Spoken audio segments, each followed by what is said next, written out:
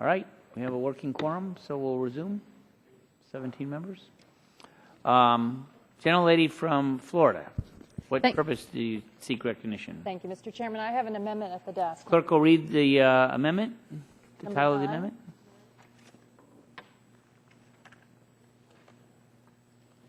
Amendment to H.R. 1633 offered by Ms. Castor of Florida.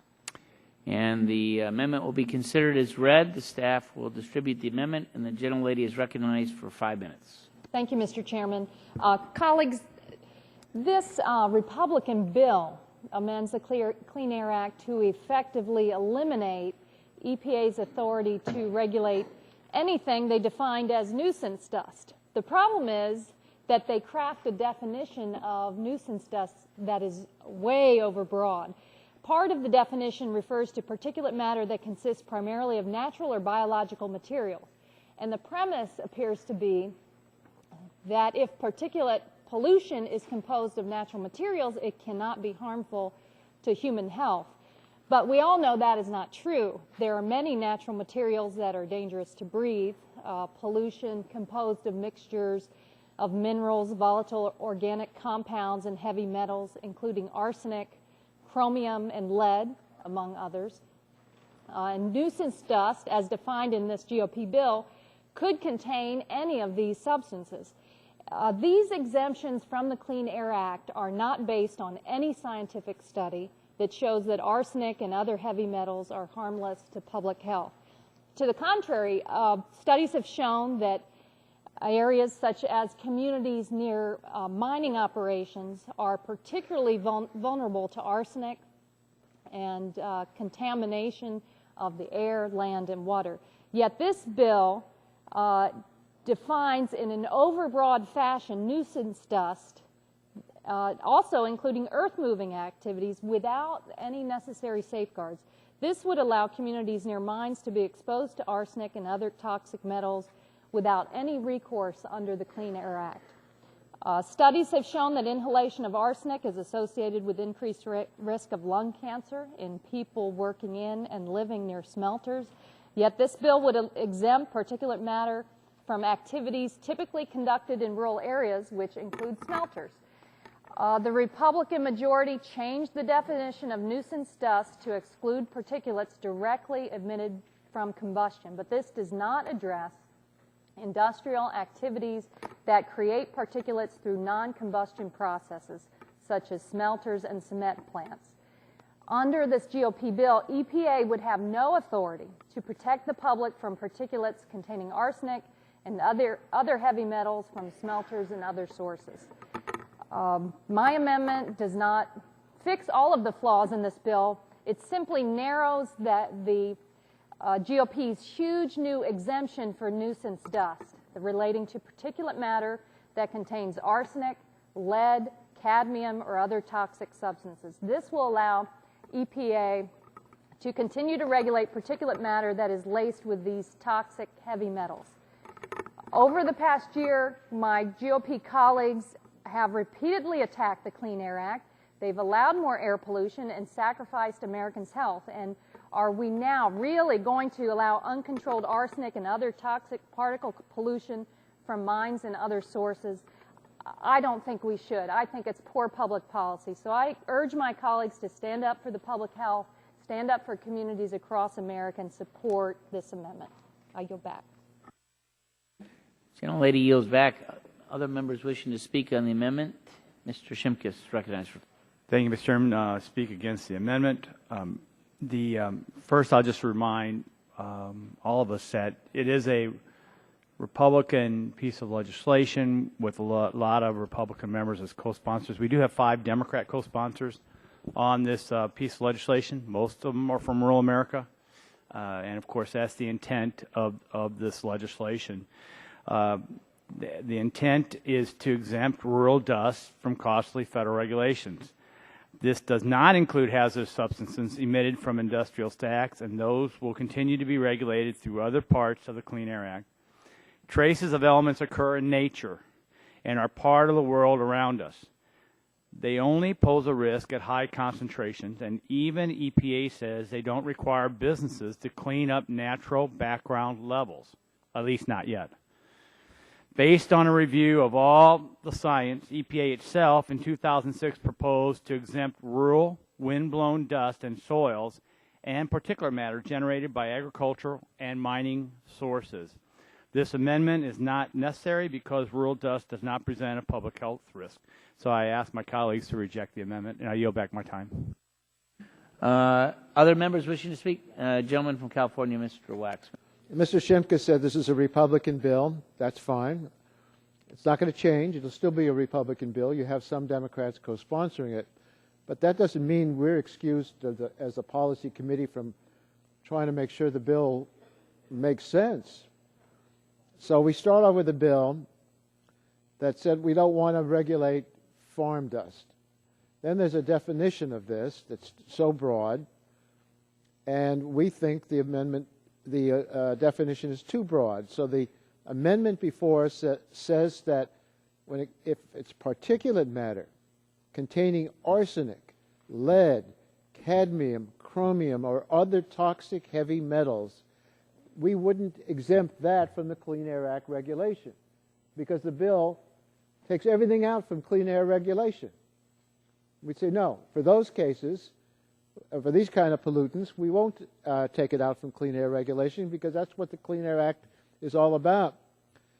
The bill defines a nuisance dust so broadly as to capture particulate matter pollution from a range of industrial sites, including mining, smelting, cement kilns, and others. So when you have those kinds of activities producing what's called farm dust, they're not really farm dust anymore. Large mining operations remove, crush, and process millions of tons of rock each year to get at valuable metals in the Earth's crust. The particulate matter generated from these operations isn't just harmless dirt. It can be laced with arsenic and other heavy metals, including the metals that the mining companies are trying to recover. Well, if you inhale these particulate matters, it could cause a range of acute health effects, including asthma attacks, heart attacks, and premature death. Some of you may say, oh, the science is not clear on these points. The science is clear on it. Particulate matter containing heavy metals may cause health effects over short and a long-term period. Arsenic, for example, is a known poison that can cause a range of serious health effects, even from low-dose exposures over long periods of time. And inhalation of hexavalent chromium can cause lung cancer. This amendment would allow EPA to ensure that it has the authority to protect the public health from the effects of exposure to particles laced with, and it's very clear in the amendment, arsenic and other toxic materials. I think it's a common sense amendment. It doesn't defeat the underlying purpose of the bill. I don't think those who've argued for the bill think that this is a good idea to excuse known toxic substances from the Clean Air Act. Sure, they may be regulated under some other law somewhere, but the Clean Air Act is what regulates exposure to these harmful chemicals when they are inhaled in the air. So I would urge my colleagues to support this amendment. You would think that if somebody, average person reading this amendment, would be dumbfounded that such an amendment is even necessary. But we haven't demonstrated a good track record of voting with common sense in mind. Here's a chance. At least if you don't want to, we had this nuisance dust. We said, well, but we are going to make certain exceptions to the nuisance dust. Here's a place where we ought to have another exception, where we know that it's toxic material and EPA ought to be able to regulate and reach those toxic materials that would otherwise be exempt from coverage by virtue of the way this bill is drafted.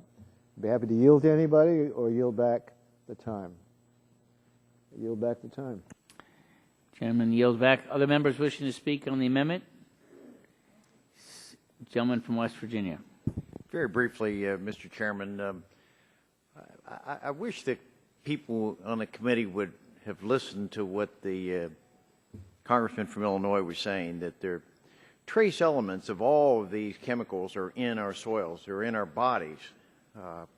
There, arsenic can be trace levels of arsenic can be found in apple juice. What if I'm afraid there's so many folks here don't understand science. There's a level of toxicity we have to be concerned with, not the fact that it's present. That's why we have T-clip ratings, to be able to determine what that is. And you can go down through. We have arsenic in our backyard. We have mercury in our dirts. But it has to be 2,000 times more concentrated before it reaches a level of toxicity. But it seems to be in this committee, what I've learned or heard over the past year is it's as though they're just learning how to pronounce some words. They don't understand the science behind mercury, cadmium, lead. They just knew it's a sexy word to use. Understand it. It's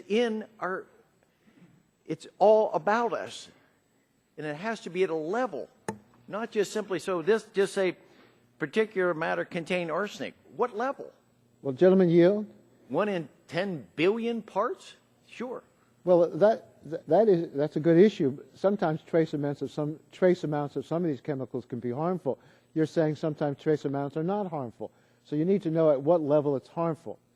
That ought to be decided. That's why, if I can regain my time, that's why the EPA has published T-clip rating levels. If this had said containing arsenic at a level of, equal to or above the T-clip ratings, I would probably support the amendment. Well, it doesn't say that. Well, the gentleman yielded to me further.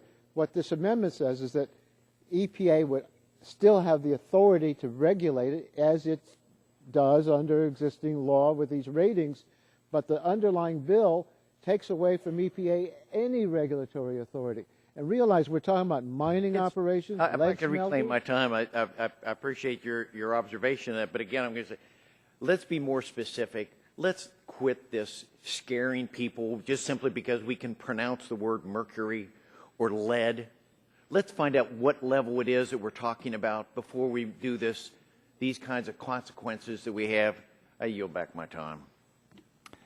Gentleman yields back. Are there other members wishing to speak on the amendment? Yeah, would somebody yield me some time? Seeing gentlelady from California. I'd like to yield my time to Mr. Waxman, please. Thank you.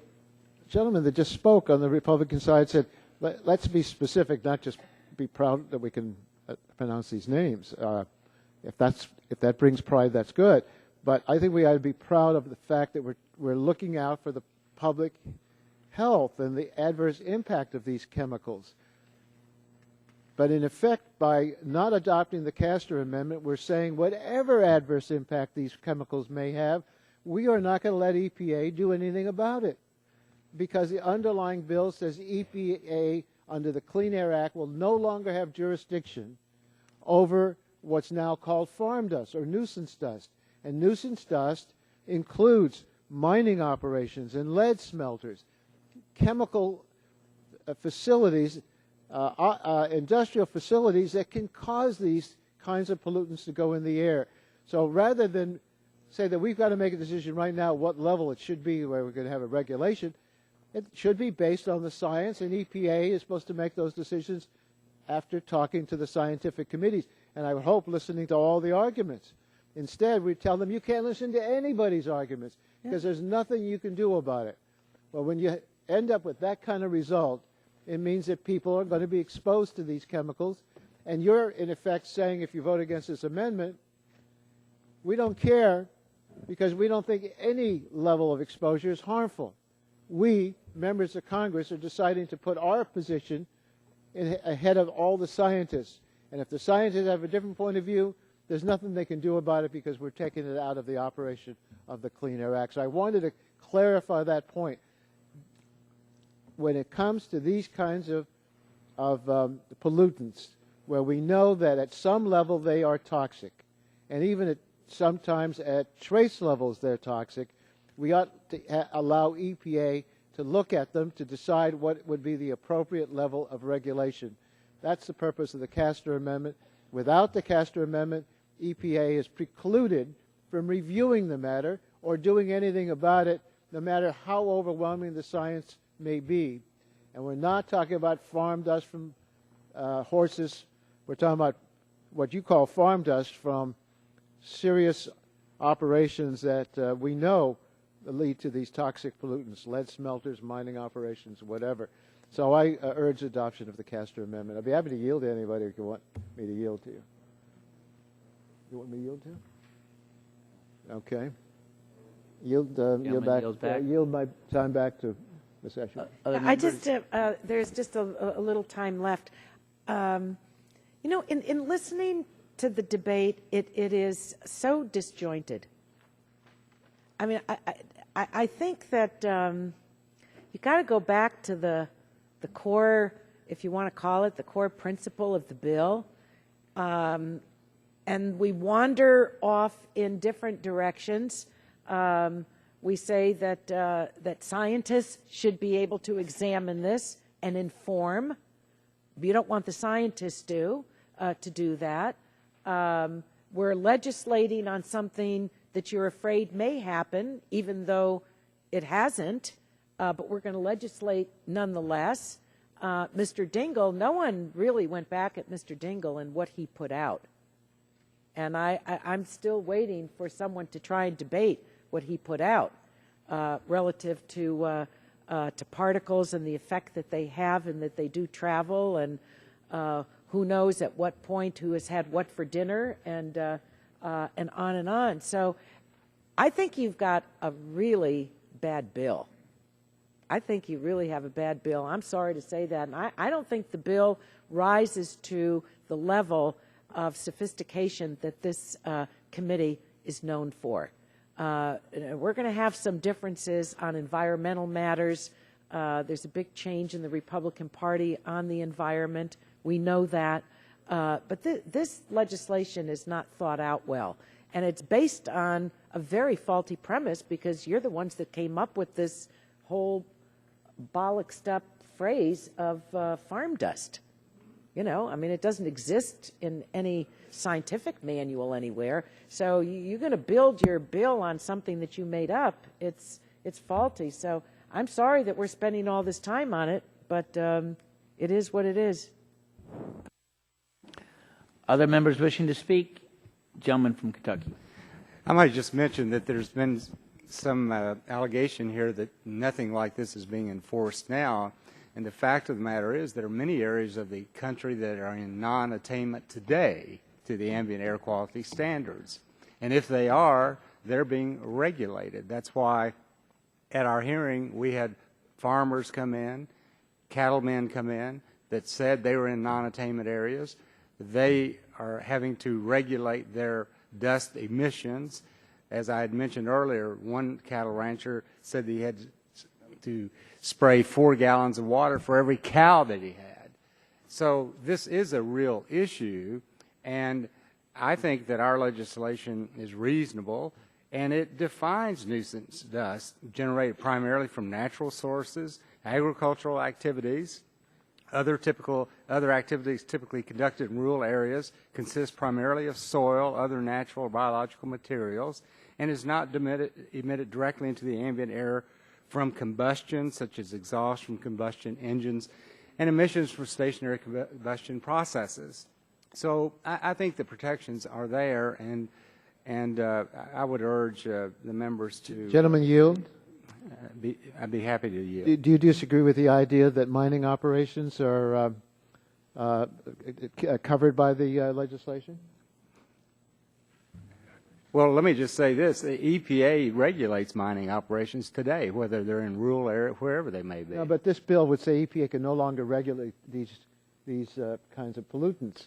And well, mining operations are not primarily from natural sources. Well, but we had an amendment to strike mining operations. It was defeated because we understand that mining operations, the pollution from mining operations would be considered this farm dust.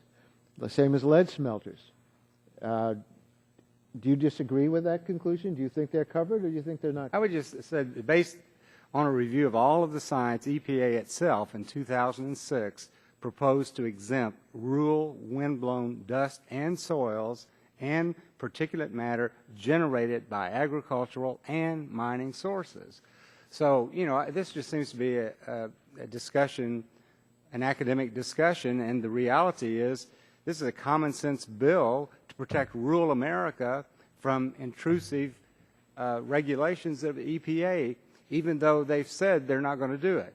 But we're very much concerned about the legal action, and many of these EPA decisions and environmental decisions today are made in the courts. Gentlemen, yield further. I'd be happy to yield. Mining operations release natural materials.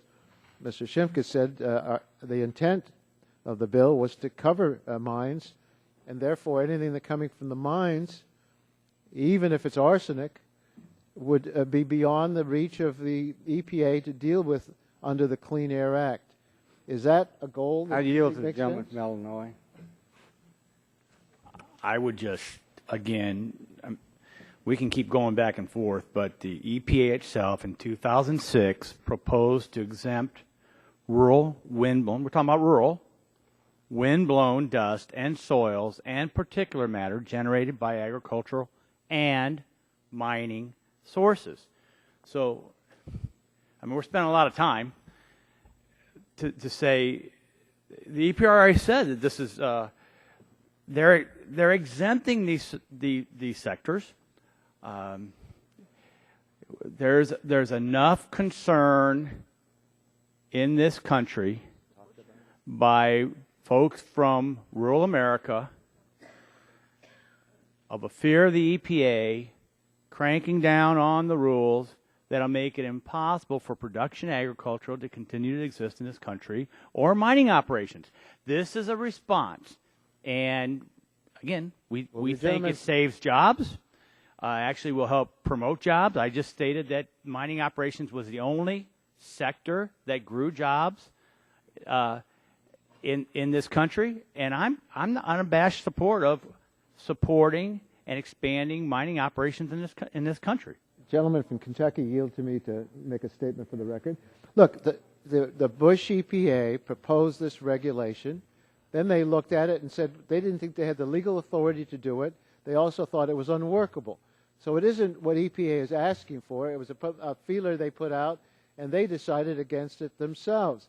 Now, this Republican bill wants to adopt it into law. And insofar as it's dust from farms, that's one thing. But insofar as it's toxic materials from smelters and mining operations, this is not an academic issue. This will produce jobs in the healthcare sector, but this is a hell of a way to produce jobs.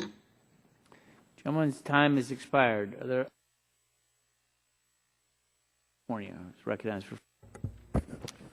I just want to get back to the point of the Castor Amendment and focus on what ordinary people recognize when they think of arsenic. The exemptions from the Clean Air Act aren't based on, well, let me start here. Studies have shown that mining communities are particularly vulnerable to arsenic exposure due to the contamination of outdoor dust, air, soil, and water. Yet this bill defines as nuisance dust particulates from earth-moving activities. This would allow communities near mines to be exposed to arsenic and other toxic metals without any recourse under the Clean Air Act. And yet studies have shown that inhalation of arsenic is associated with increased risk of lung cancer in people working in and from and near smelters. Yet this bill would exempt particulate matters from activities typically conducted in rural areas, and this would include smelters. And the majority has changed the definition of nuisance dust to exclude particulates directly emitted from combustion. But this does not address industrial activities that create particulates through non-combustion processes, such as smelters and cement plants. Under this bill, the EPA would have no authority to protect the public from particulates containing arsenic and other heavy metals from smelters and other sources. The Castor Amendment does not fix the fundamental flaws of the bill, but it really simply at least ensures that the bill does not characterize arsenic or other toxic heavy metals as mere nuisance dust. That is, to me, the height of common sense, and this amendment would allow EPA to continue to regulate particulate matter that contains these toxic heavy metals. The public understands this. Republicans over the past year, Republicans on this committee have repeatedly attacked the Clean Air Act, allowing for more air pollution and at the sacrifice of Americans' health. Now, are we really now also going to allow uncontrolled arsenic and other toxic particulate pollution from mines and other sources? So I just think... Would the gentlelady... I'd like some answers. Yeah. I'm happy to yield. Would the gentlelady yield? The bill explicitly allows state, local, and tribal governments to regulate nuisance dust as they deem necessary. My friend from California went into a long debate about the strength of even your state. Time, though. Why do we exempt ourselves? Why don't we trust the locals to be concerned about the health of their local communities? That's what we don't understand. I mean, the bill explicitly allows Reclaiming state... my time, sir. What's that? If I could reclaim... Sure, it's your time. What's left of my time. Yes, you are right.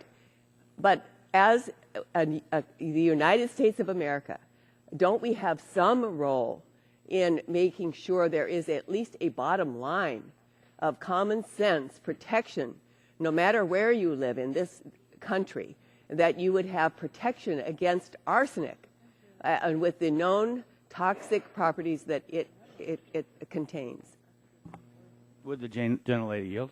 Yes? The bill also gives EPA backstop authority to regulate nuisance dust in the absence of such state and local measures if the benefits of doing so outweigh the cost. That begs the question. No, it doesn't. It answers the question. Why don't we give the amendment the credibility that it seeks by at least elevating this bill a tiny bit to the level? Yield. Yes, I'll be happy. Look, to yield.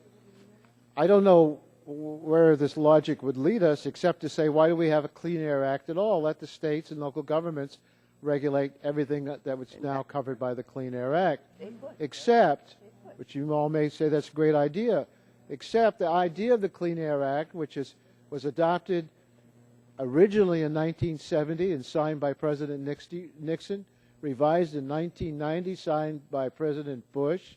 The idea of the Clean Air Act has always been a federal program where the federal government has the access to figuring out and talking to the scientists to set the national standards, and then the state and local government decide how to achieve those standards.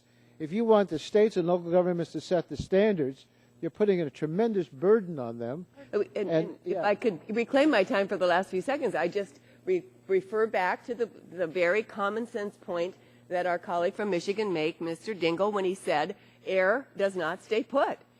One locality could be very sensible about this. The next door neighboring community might not be. And then again, the vulnerability of our constituents are at stake. This does not make sense. Gentlelady's time has expired. Are there other members seeking to speak? Seeing none, the vote occurs on the amendment offered by the gentlelady from Florida. Those in favor of the amendment will say aye. Aye. Those opposed say no. No. Those appear to have it. Roll Those call. have it. Roll call is requested. The clerk will call the roll. Mr. Barton. Mr. Stearns. Mr. Whitfield. No. Mr. Whitfield votes no. Mr. Shimkiss. No. Mr. Shimkiss votes no. Mr. Pitts. Mr. Pitts votes no. Mrs. Bonomack. No. Mrs. Bonomack votes no. Mr. Walden. No. Mr. Walden votes no. Mr. Terry. No. Mr. Terry votes no. Mr. Rogers. Mrs. Myrick. No. Mrs. Myrick votes no. Mr. Sullivan. Mr. Sullivan votes no. Mr. Murphy. Mr. Murphy votes no. Mr. Burgess. Mrs. Blackburn. Mrs. Blackburn votes no. Mr. Bilbray. Mr. Bilbray votes no. Mr. Bass. Mr. Bass votes no. Mr. Gingrey. Mr. Gingrey votes no. Mr. Scalise. Mr. Scalise votes no. Mr. Latta. Mr. Latta votes no. Mrs. McMorris Rogers. Mrs. McMorris Rogers votes no. Mr. Harper. Mr. Harper votes no. Mr. Lance. Mr. Lance votes no. Mr. Cassidy. Mr. Cassidy votes no. Mr. Guthrie. Mr. Guthrie votes no. Mr. Olson. Mr. Olson votes no. Mr. McKinley. Mr. McKinley votes no. Mr. Gardner. Mr. Gardner votes no. Mr. Pompeo.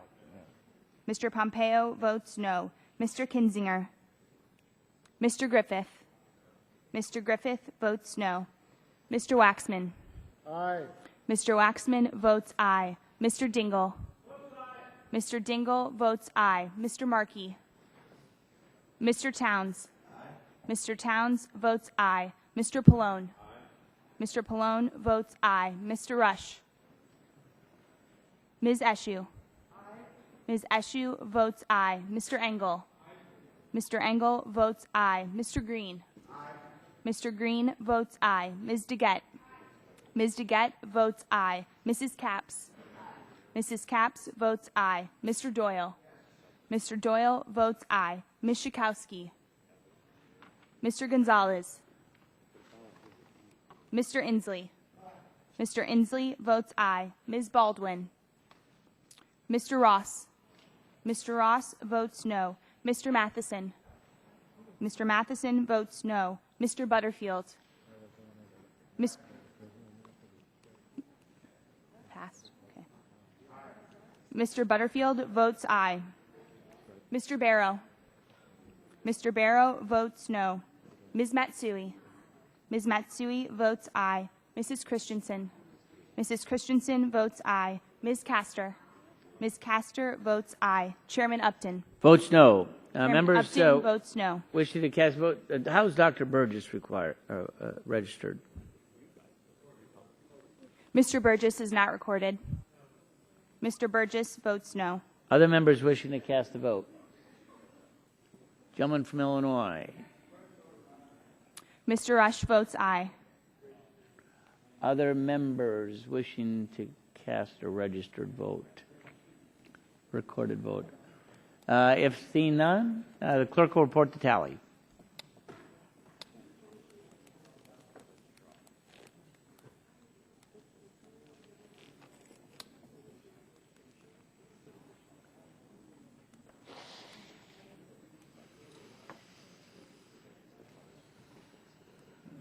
Mr. Chairman, on that vote, there were 16 ayes, 30 nays. 16 ayes, 30 nays. The amendment is not agreed to. Are there other amendments? Gentleman from California. Mr. Chairman, I have an amendment at the desk, number 11. The clerk will report the title. Amendment to H.R. 1633, offered by Mr. Waxman of California. And the amendment will be considered as read. The staff will circulate the amendment, and the gentleman is recognized for 5 minutes. Mr. Chairman and my colleagues, this amendment states that this bill's definition of nuisance dust does not include particulate matter from uranium mining and processing. My Republican colleagues argue that this bill is intended to apply to the dirt from plows and cows. They show pictures of tractors tilling the land.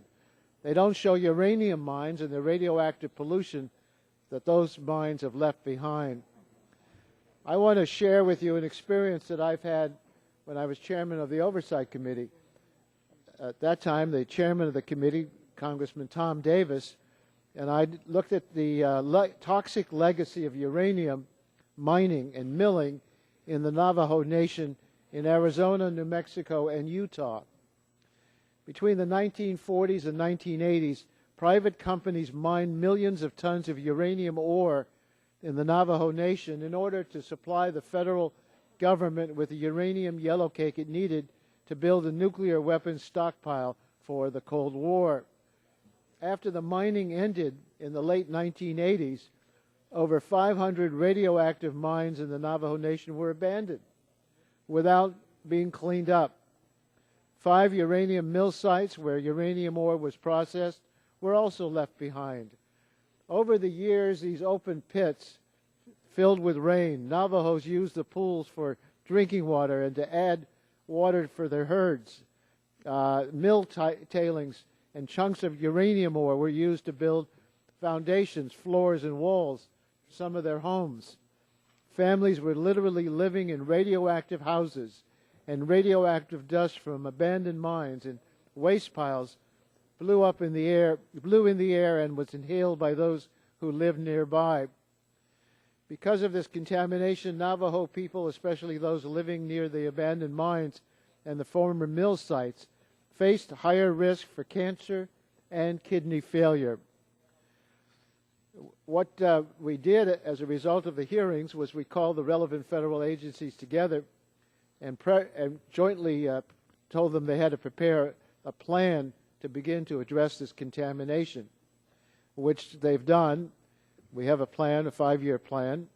The federal government's taking responsibility for this modern American tragedy to work to fix this issue.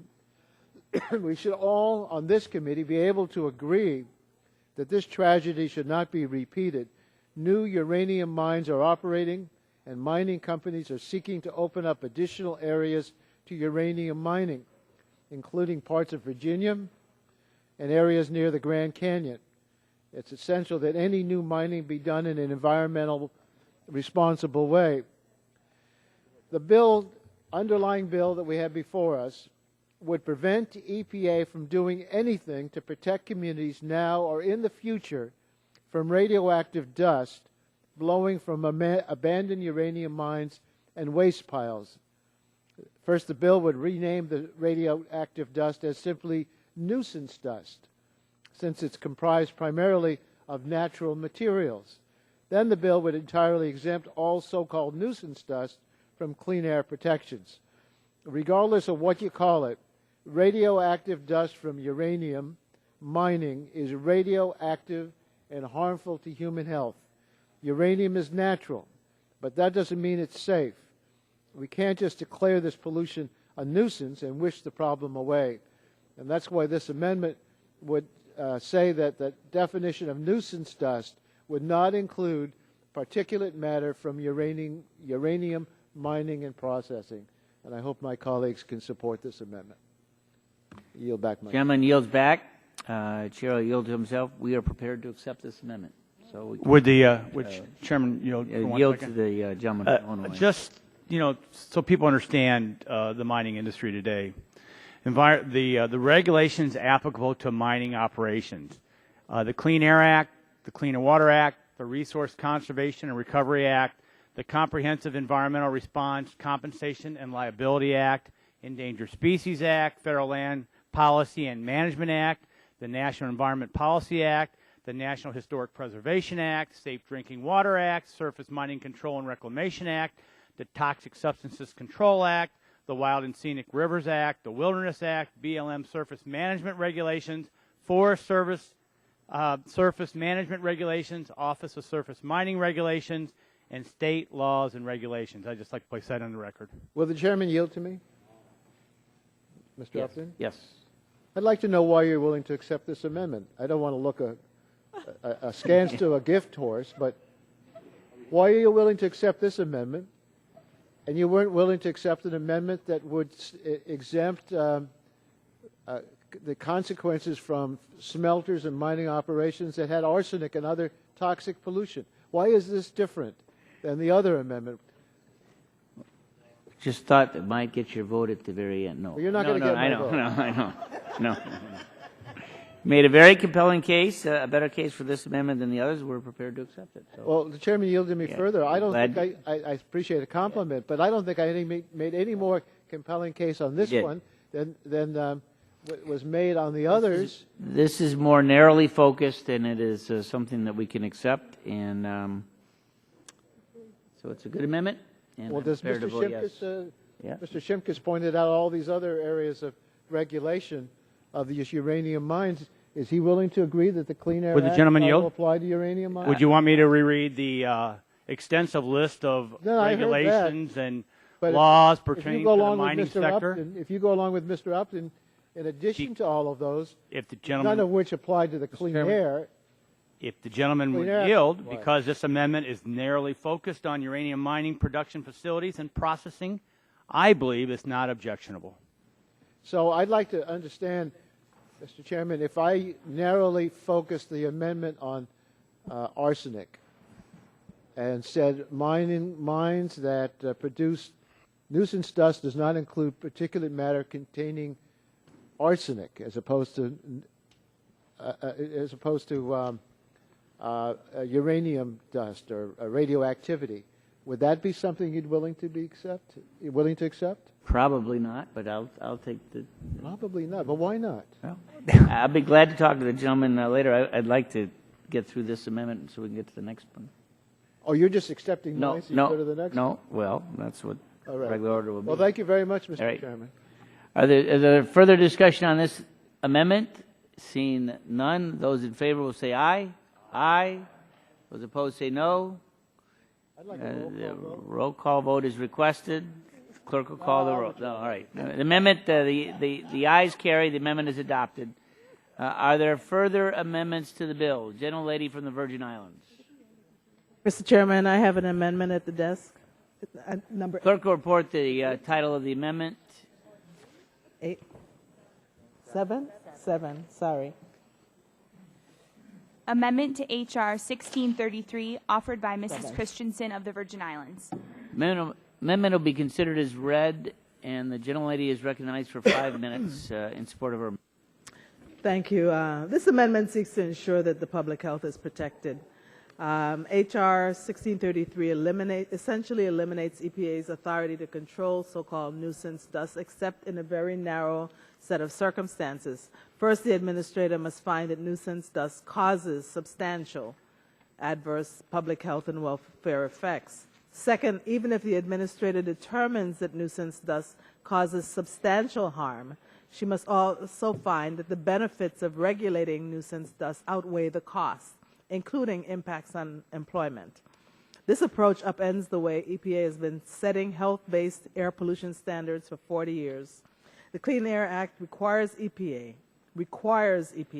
to set each air quality standard based purely on science and medical evidence showing the health effects of exposure to the pollutant.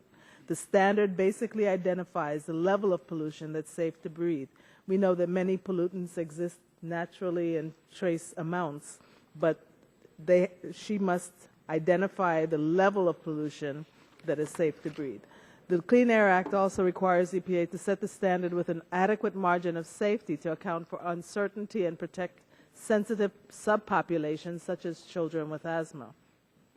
Essentially, this bill would require EPA to determine the level of air pollution that is safe to breathe based on the cost of control, not the medical evidence. And third, under the bill, the administrator only has this limited authority where state, local, or tribal governments are not regulating nuisance dust. But the bill provides no minimum standard of protection, no federal floor. That means that even the most minimal state or local requirement is sufficient to bar EPA action on anything that falls under the definition of nuisance dust. It is really unacceptable to claim that any state or local dust regulation, no matter how minimal, will be sufficient to protect public health. We tried to address air pollution only on the state and local level through the 1960s. It didn't work. Companies blocked cleaner air protections by threatening to leave for other states with weaker standards. This widely acknowledged failure produced overwhelming support for the cooperative federalism approach embodied in the Clean Air Act since 1970. Under this approach, the federal government sets minimum uniform standards to protect health, and states and localities decide how to achieve them. Since 1970, then, every American, as my colleague, Congresswoman Capps asserted earlier, every American has the same basic rights to clean and healthy air. My amendment simply preserves those rights. It ensures that the residents of every state and locality, including the territories, are afforded a baseline level of protection against particle pollution. My amendment says that if the state, local, or tribal laws are not sufficient to protect public health from exposure to dangerous particle pollution, then EPA has authority under the Clean Air Act to step in and take action to reduce that pollution. This bill tries to turn back the clock at a time when state and local air pollution laws were not strong enough to protect the public health. We all know the saying that those who are ignorant of history are doomed to repeat it. So let's learn our history and recognize that both states and the federal government play valuable roles in ensuring that Americans breathe clean and healthy air, and I urge my colleagues to support this amendment. Gentlelady yields back. I yield back the balance. Gentleman from California, Mr. Bilbrace. Thank you, Mr. Chairman. Mr. Chairman, I'd regretfully oppose the amendment. And let me point out that, you know, the success of the Clean Air Act can't be disputed from the environmental point of view. There's problems, economic impacts to get into it. But what can't be disputed, too, is the Clean Air Act's success is probably more attributed to one single factor, and that is of all environmental strategies, it included the local communities in the development and the implementation of the environmental strategy. It was locally based, initiated, managed, with minimal federal control compared to any other federal environmental law. And that, in my opinion, is where the real success of that program. And I think the Clean Water Act needs to be looked at how to make it more like the Clean Air Act. But I would like to point out and actually introduce into evidence a letter written to Bob Filner by the Imperial County Board of Supervisors. Now, here's a county that is 50% of its population is in farming. It's surrounded by federal lands that are not cultivated, that are major dust problems. They're adjacent to Mexico, which has major dust problems. But even with that, all the problems they have, the local county implemented a very aggressive particulate management plan. They went out of their way to get it done. And EPA has waited 5 years to approve the plan. As if, well, and I see why. I mean, let's face it, it's not EPA's children that are living in the Imperial Valley that is breathing the air. 5 years, the County Board of Supervisors have been waiting for the federal government to take action. So I just want to make sure we remember, having the federal government be the controller of health strategies is not necessarily everything the people in Washington think it's cracked up to be. And I just like to again introduce this letter to Bob Filner by the County Board of Supervisors, which have unanimously supported this bill. And I yield back my time. Gentleman yields back. Other members wishing to discuss this amendment? Gentleman from California, Mr. Wax. This amendment goes to the heart of the relationship between the federal government and the state and local governments. The bill, first of all, exempts this broad swath of particle pollution from the Clean Air Act without any scientific showing it won't harm public health. Okay, that was a reason I opposed the bill. But then the bill allows EPA to act only in the narrowest of circumstances. And among other reasons where EPA can act is, where EPA cannot act is if a state or local government is regulating something that falls under the bill's broad definition of nuisance dust. So there's no minimum standard. You can have a state or local law, for example, on these what were those pits in California? The gravel mines in California. In California, we have a lot of environmental and regulatory laws dealing with all sorts of things, including these gravel pits, gravel mines. And yet, the California law may not be sufficient to protect to protect the public health. So, even though there's a local regulation, it doesn't meet a minimum standard. And what the Christensen Amendment does is we'll defer to the state and local government, but there has to be a minimum standard. And the minimum standard of that regulation ought to be a level requisite to protect public health, as determined by the administrator. Now, you can have a law at the local level that can regulate the amount of truck traffic in and out of an area where there's a mine. If that's a local law, that shouldn't preempt federal government from dealing with the problem. That shouldn't be sufficient because it doesn't deal with protecting the public health. So that's why I think this amendment makes a lot of sense. Let me give you an example. Under the language of the bill, it would be perfectly legal for one state to allow high levels of pollution that trigger asthma attacks in children, while another state requires industry to cut their emissions of coarse and fine particles. So you can have states right next to each other. One state has a law that's effective. The other state has a law that's not effective. And then I guess the issue is going to be up to the asthmatic children to relocate to a safer neighborhood. Well, that isn't what makes sense to anybody. It's a failed approach. And what we need to do is, if we're going to allow the states to pass laws, not just a race to the bottom, they ought to be required to pass laws that meet this minimum standard as set out in the Christensen Amendment. And that's I want to yield to the gentlelady from the Virgin Islands. Thank you, Ranking Member Waxman. And really, all my amendment does is insert at a level requisite to protect the public health. It does not take away any authority of the state, tribal, or local entity to regulate the nuisance dust, but it sets a standard to protect the public health, while the states and tribal areas still have the ability. The gentlelady yield. It's my time. I'll yield to you.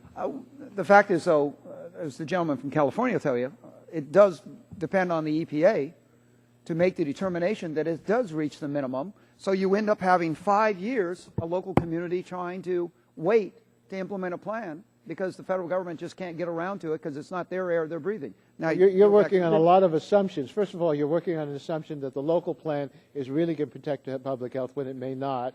And then if they don't, then nobody's going to have anything to say about it. And the proposal says EPA could look at it and say, well, they're not adequately protecting public health. You're assuming that's going to take 5 years. It could be a simple letter saying if you're regulating the traffic of trucks, that's not dealing with protecting the public health. So I would dispute what you're saying. Well, if the gentleman yield. Sure. The fact is, with the case of Imperial County, they haven't even given them a yes or a no in 5 years. They haven't said that we have concerns. They just haven't responded. They're too busy doing something else. So I yield back. So do I. Gentleman from Michigan. Thank you, Mr. Chairman. You know, Mr. Chairman, these rulemakings and these questions of compliance with the law or the drafting of the rules by EPA are not simple. They require, if you'll read the Administrative Procedures Act, a huge opportunity for everyone to consult and to discuss and to be heard. And that's a constitutional right which is protected.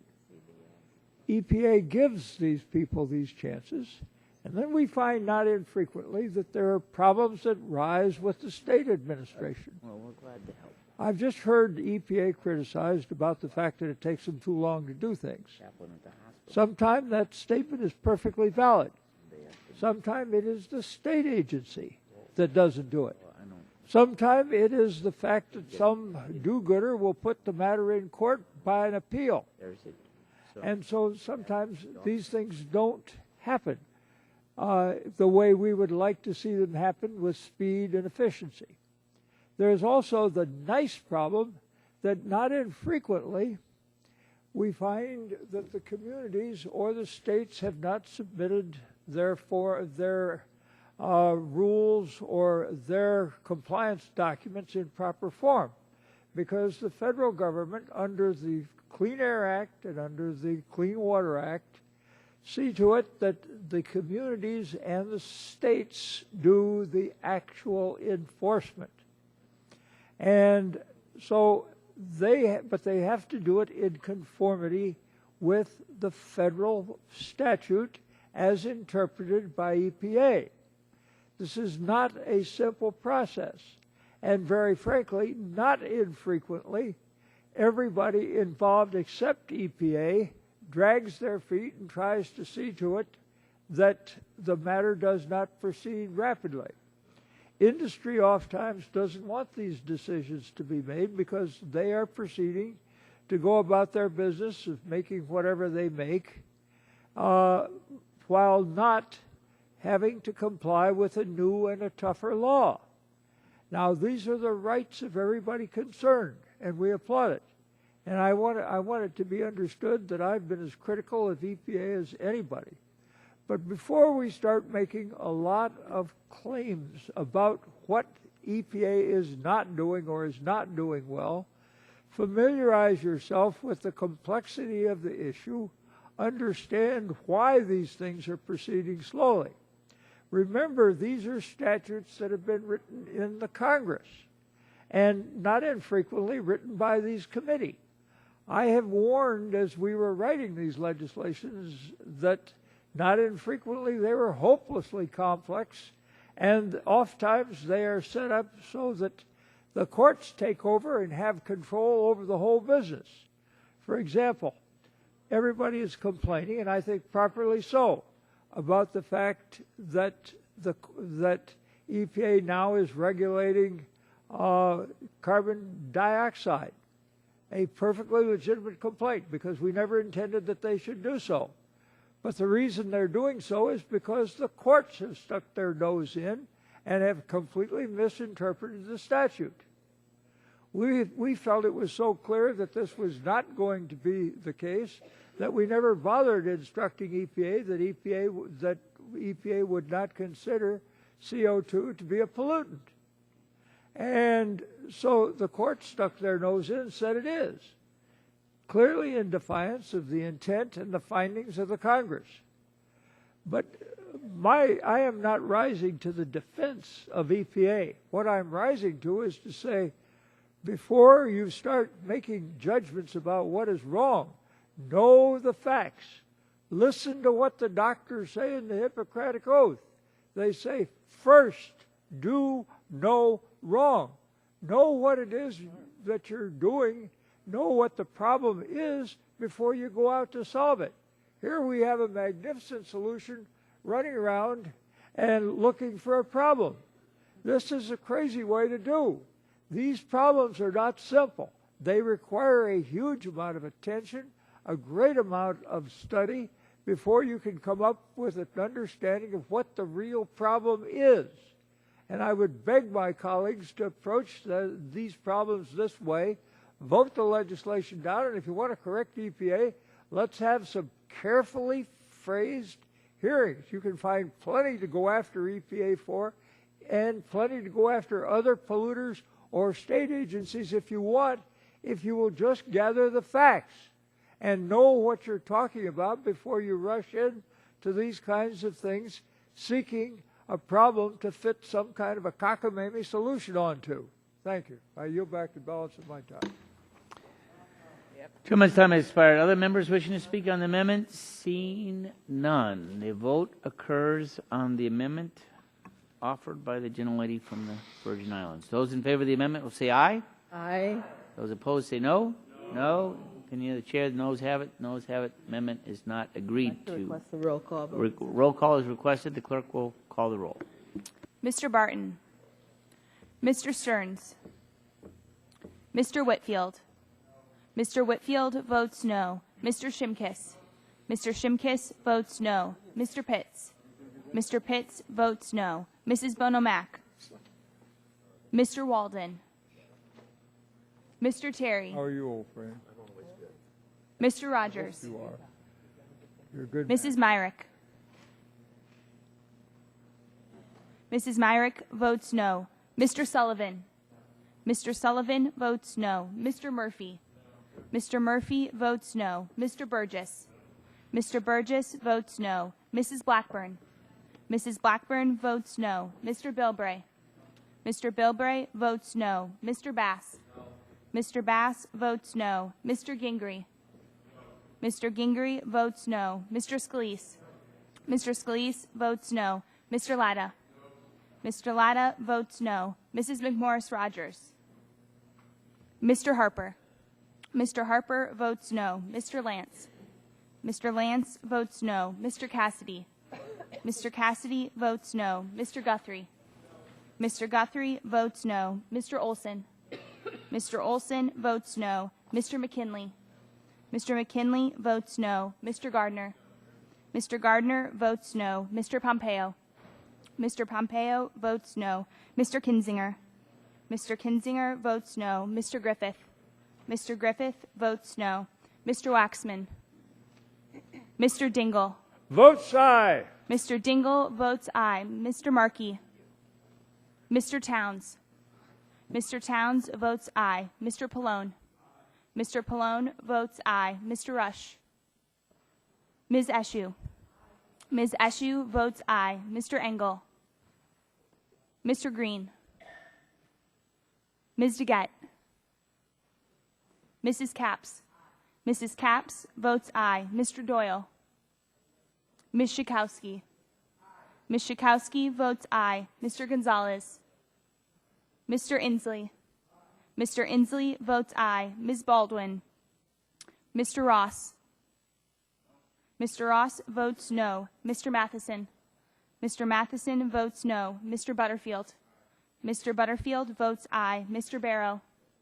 Mr. Barrow votes no. Ms. Matsui. Ms. Matsui votes aye. Mrs. Christensen. Mrs. Christensen votes aye. Ms. Castor. Chairman Upton. Chairman Upton votes no. Other members wishing to vote? Mr. Walden. No. Mr. Walden votes no. Ms. Bonomack. Mr. Terry. Mrs. Bonomack votes no. Mr. Mr. Green. Terry votes no. Mr. Green votes aye. Mr. Engel. Mr. Engel votes aye. Other members wishing to cast a vote? Seeing none, Mr. Oh, didn't look. Ms. Castor. Ms. Castor votes aye. Other members? Seeing none, the clerk will report the tally. Yeah.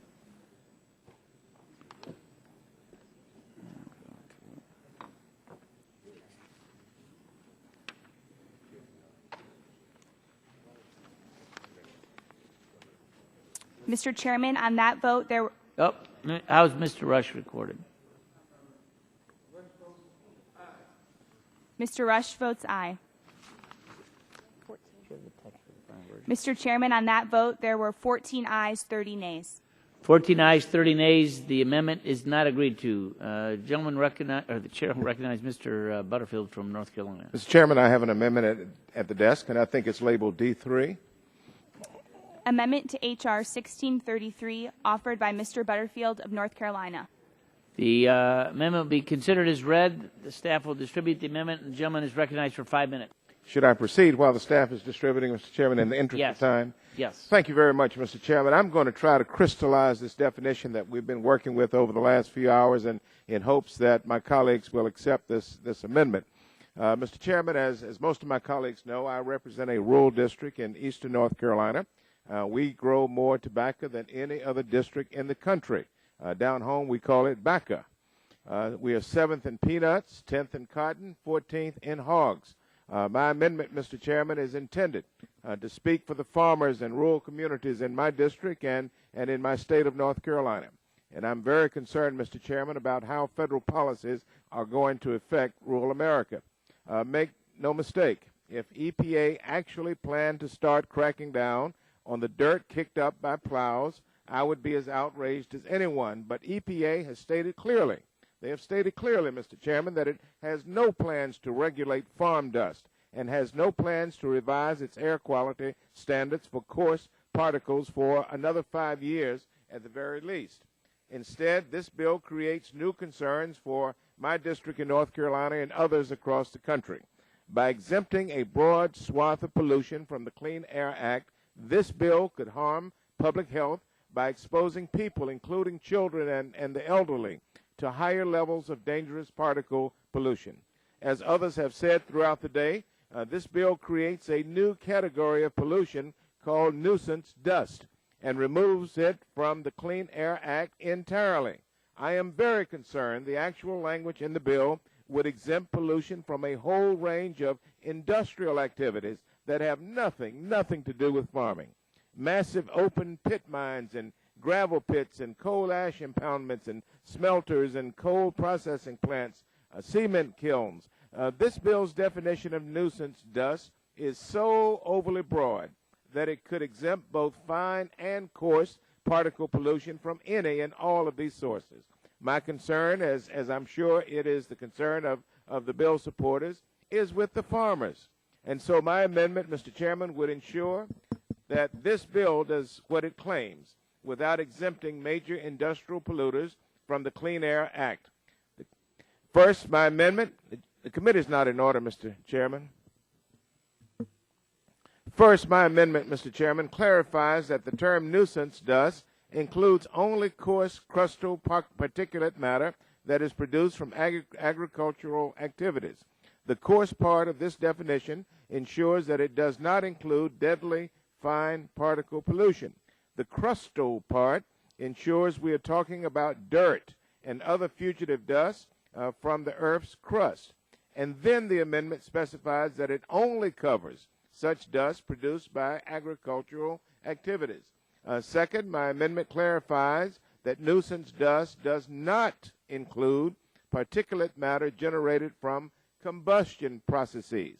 This amendment exempts from regulation exactly what the bill supporters say they're concerned about: dirt kicked up as a natural byproduct of agricultural activity. So if you're for farmers, as I certainly am, you should support this amendment. I ask my colleagues to read it very carefully. It's very straightforward, and it is very clear, I think. I urge my colleagues on both sides of the aisle to stand with rural America and support this amendment. Thank you, Mr. Chairman. I yield back. Chairman yields back. Are there other members wishing to speak on the amendment? Mr. Chairman? Gentleman from Illinois, Mr. Rush. Mr. Chairman, I'm moving to strike the last word. Thank you, Mr. Chairman. I support the Butterfield amendment. This bill needs some truth in advertising. The sponsors claim that the focus is dust for farming activities such as moving livestock or plowing land. At the legislative hearing, I expressed concern that the bill is much broader and could exempt the significant industrial pollution from the Clean Air Act. The bill's sponsor responded by pointing out that the title references farm dust. Since the title is legally irrelevant and the text is sweeping, this certainly was not reassuring. Despite its title, the legal effect of the bill extends far beyond anything that could possibly be considered farm dust. It entirely exempts from the Clean Air Act both coarse and fine particulate pollution from massive mining operations, sand and gravel quarries, cement plants, smelters, coal processing facilities, and other sources typically located in rural areas. The Butterfield Amendment simply amends the bill to match its supporters' rhetoric by focusing the bill on coarse dust from farming activities. The amendment would not fix all the problems with this bill. The bill would still be unnecessary. EPA has made it clear that it does not regulate farm dust now and does not intend to regulate farm dust in the future. Administrator Jackson has announced that she would not propose to change the coarse particulate matter standard, which will leave the current standard in place for at least 5 years. The bill will still be based on a false premise. It rests on the notion that particulate matter from certain activities, such as agriculture, doesn't harm health, while particulate matter from other activities does harm health. there is simply no scientific or medical basis for this distinction. As we know from the reams of peer-reviewed published articles and studies, that particulate matter, and especially small particles, does harm health. Furthermore, the bill could be impossible for EPA to implement. Polluting monitors don't distinguish between coarse particulates from farming activities and coarse particulates from the example for mining activities. If the EPA has no authority with respect to particulate pollution, that may invalidate the current particulate matter standards and throw the whole program into disarray. But I support the Butterfield Amendment because it does address one of the most serious problems with this bill. It will close the massive loophole the bill creates for dangerous particulate pollution from many industrial activities. The Butterfield Amendment will narrow this bill's sweeping exemptions for nuisance dust to just coarse particulate matter produced by agricultural activities. Gentlemen, yield. No, I won't yield as of yet. It further provides the EPA will retain its authority to address particulates produced by combustion, for example, from tractors and from school buses. Even with this amendment, this bill is dangerous and unnecessary, and I will oppose this bill whether or not the amendment passes. But the amendment does genuinely improve the bill, both by limiting some of the damage it will cause and by bringing it some truth and advertising to this exercise. And I yield whatever time I have to whoever was asking. I think the gentleman was trying to accept the amendment, Mr. Rush. Yeah. All right. It wasn't to me. It was to. Before I yield 5 minutes to Mr. McKinley, let me just make a little housekeeping notice. It does appear that we're going a little bit longer than we anticipated, and it is very unlikely. It's my understanding that this is the last amendment to this bill. After this, we'll do the Class Act. We expect votes, a number of votes at 4 o'clock, so the likelihood that we'll do either one of the two FCC bills that we had noticed probably doesn't happen today. We'll move into next week. So with that, I yield to 5 minutes to strike the last word. Gentleman from West Virginia. Mr. Chairman, I'm not going to need 5 minutes. I've just been listening to the discussion. Well, we've had 3 or 4 hours today on this, and there seems to be an awful lot of discussion about the EPA not changing its mind. They're not going to do something, but they can change their mind, and they've done that. They've changed their mind. I can experience just that in West Virginia. 4 years ago, they gave a permit to a coal company. They started mining. They invested millions of dollars in an operation. 258 people were working in a mine, and they pulled the permit 4 years later. So things like that can happen. And I think that's what we're trying to send a message here is stop that so that there is no unknown.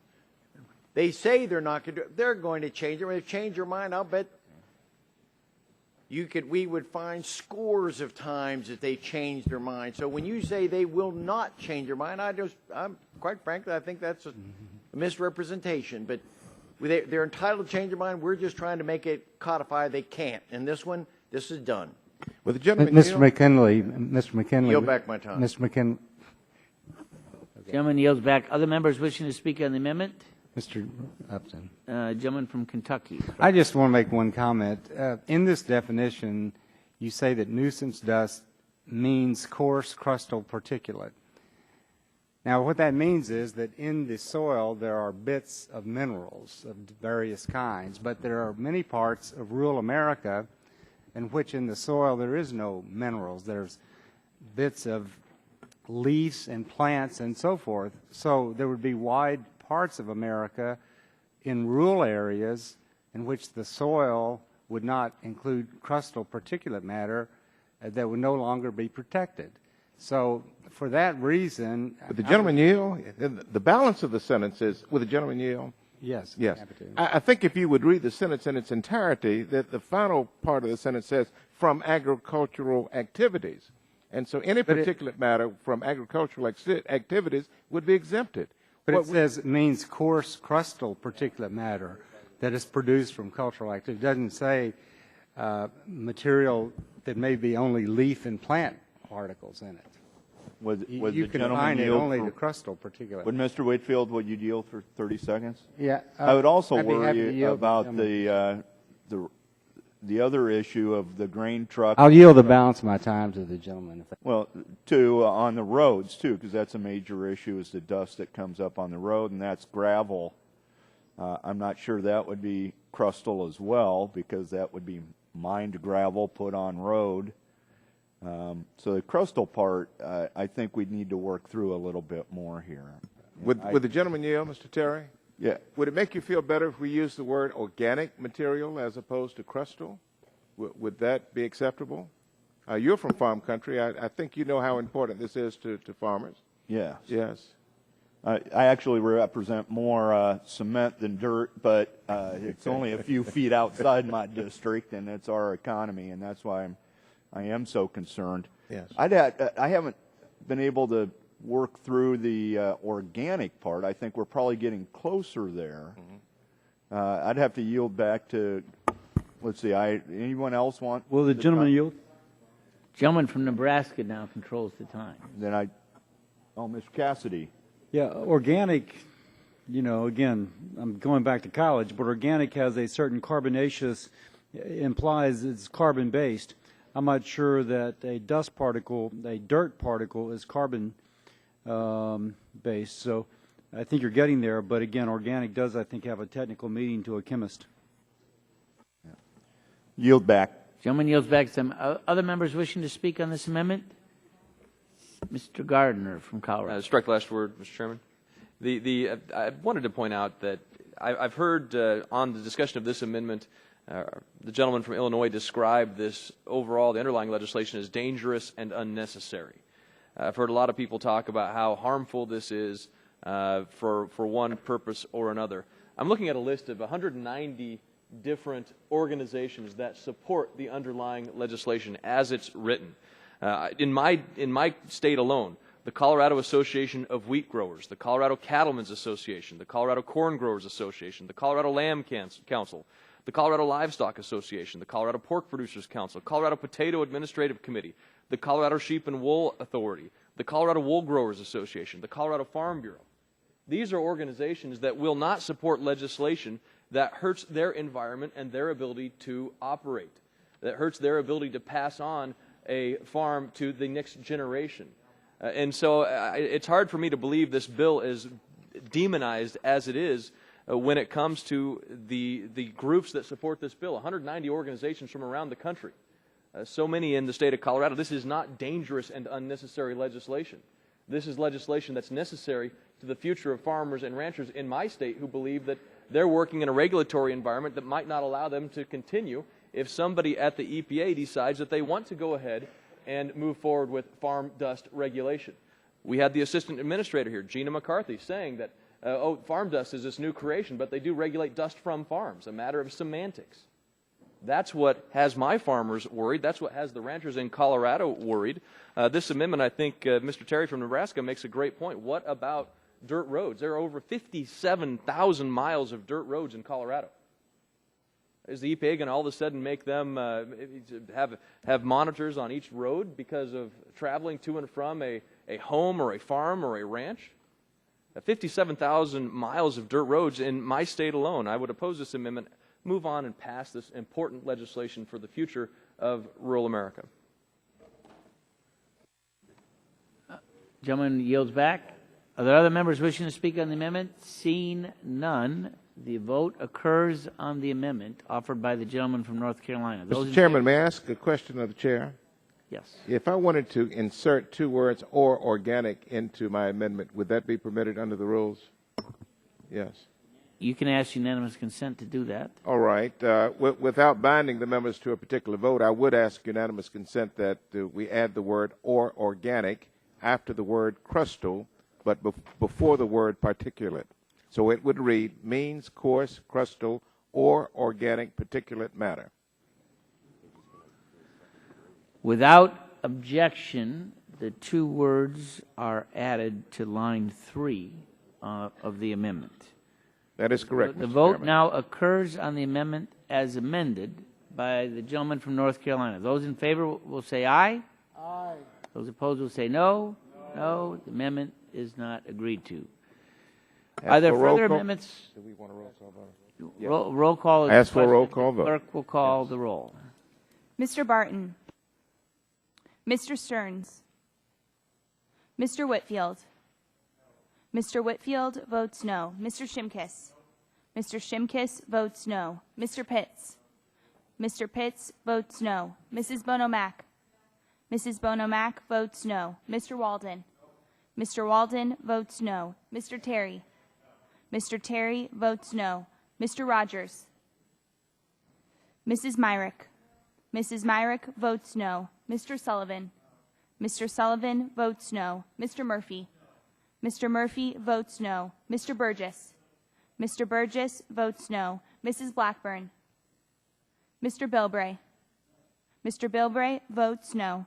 Mr. Bass, Mr. Bass votes no. Mr. Gingrey, Mr. Gingrey votes no. Mr. Scalise, Mr. Scalise votes no. Mr. Lida, Mr. Latta votes no. Mrs. McMorris Rogers, Mr. Harper, Mr. Harper votes no. Mr. Lance, Mr. Lance votes no.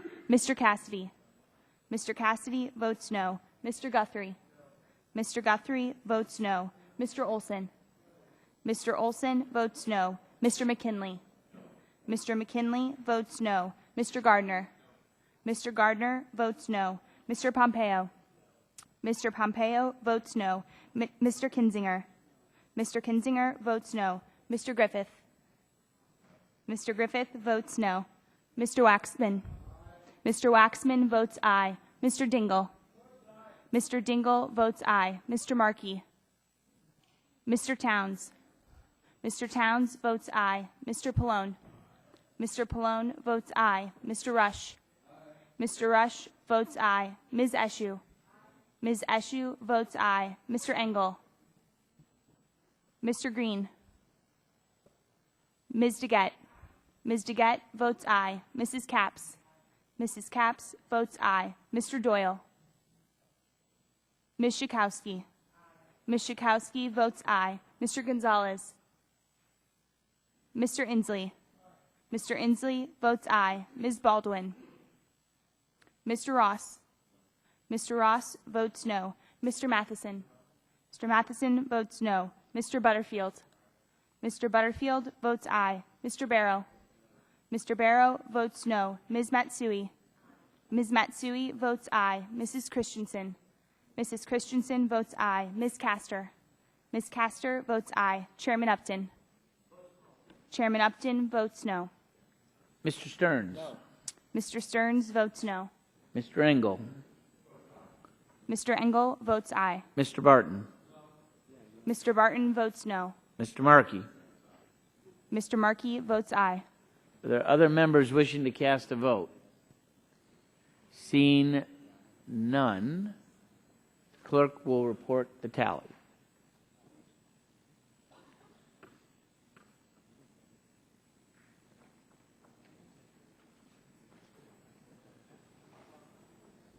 Yep. How is Ms. McMorris Rogers and Mrs. Blackburn recorded on the amendment? Mrs. McMorris Rogers votes no. And Mrs. Blackburn? Mrs. Blackburn votes no. You had her for a second. They didn't know about your amendment. 16 to 33. Okay. Mr. Chairman, on that vote, there were 16 ayes, 33 nays. 16 ayes, 33 nays. The amendment is not agreed to. Are there further amendments to the bill? Seeing none, the question now occurs on favorably reporting the bill as amended to the House. All those in favor of the bill will say aye. Aye. Those opposed say no. Noes appear to have it, so I'll ask for a roll call vote. The clerk will call the roll. Mr. Barton. Aye. Mr. Barton votes aye. Mr. Stearns. Mr. Stearns votes aye. Mr. Whitfield. Mr. Whitfield votes aye. Mr. Shimkus. Mr. Shimkus votes aye. Mr. Pitts. Mr. Pitts votes aye. Mrs. Bonomack. Mrs. Bonomack votes aye. Mr. Walden. Mr. Walden votes aye. Mr. Terry. Mr. Terry votes aye. Mr. Rogers. Mrs. Myrick.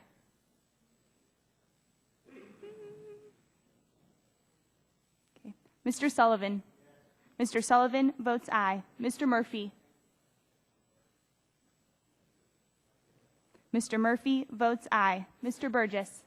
Mr. Burgess votes aye. Mrs. Blackburn. Mrs. Blackburn votes aye. Mr. Bilbray. Mr. Bilbray votes aye. Mr. Bass. Mr. Bass votes aye. Mr. Gingrey. Mr. Gingrey votes aye. Mr. Scalise. Mr. Scalise votes aye. Mr. Latta. Mr. Latta votes aye. Mrs. McMorris Rogers. Mrs. McMorris Rogers votes aye. Mr. Harper. Mr. Harper votes aye. Mr. Lance. Mr. Lance votes aye. Mr. Cassidy. Mr. Cassidy votes aye. Mr. Guthrie. Mr. Guthrie votes aye. Mr. Olson. Mr. Olson votes aye. Mr. McKinley. Mr. McKinley votes aye. Mr. Gardner. Mr. Gardner votes aye. Mr. Pompeo. Mr. Pompeo votes aye. Mr. Kinzinger. Mr. Kinzinger votes aye. Mr. Griffith. Mr. Griffith votes aye. Mr. Waxman. Mr. Waxman votes no. Mr. Dingle. Mr. Dingle votes no. Mr. Markey. Mr. Markey votes no. Mr. Towns.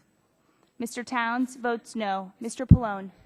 Mr. Pallone votes no. Mr. Rush. Mr. Rush votes no. Ms. Eshue. Ms. Eshue votes no. Mr. Engel. Mr. Engel votes no. Mr. Green. Mr. Green votes no. Ms. DeGette. Ms. DeGette votes no. Mrs. Capps. Mrs. Capps votes no. Mr. Doyle. Ms. Schakowsky. Ms. Schakowsky votes no. Mr. Gonzalez. Mr. Inslee. Mr. Inslee votes no. Ms. Baldwin. Mr. Ross. Mr. Ross votes aye. Mr. Matheson.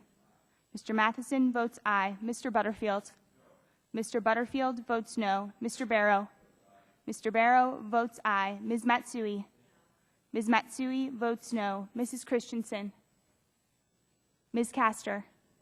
Ms. Castor votes no. Chairman Upton. Chairman Upton votes aye. Wishing to cast a vote. You, Mr. Hart. Seeing none, the clerk will report the tally.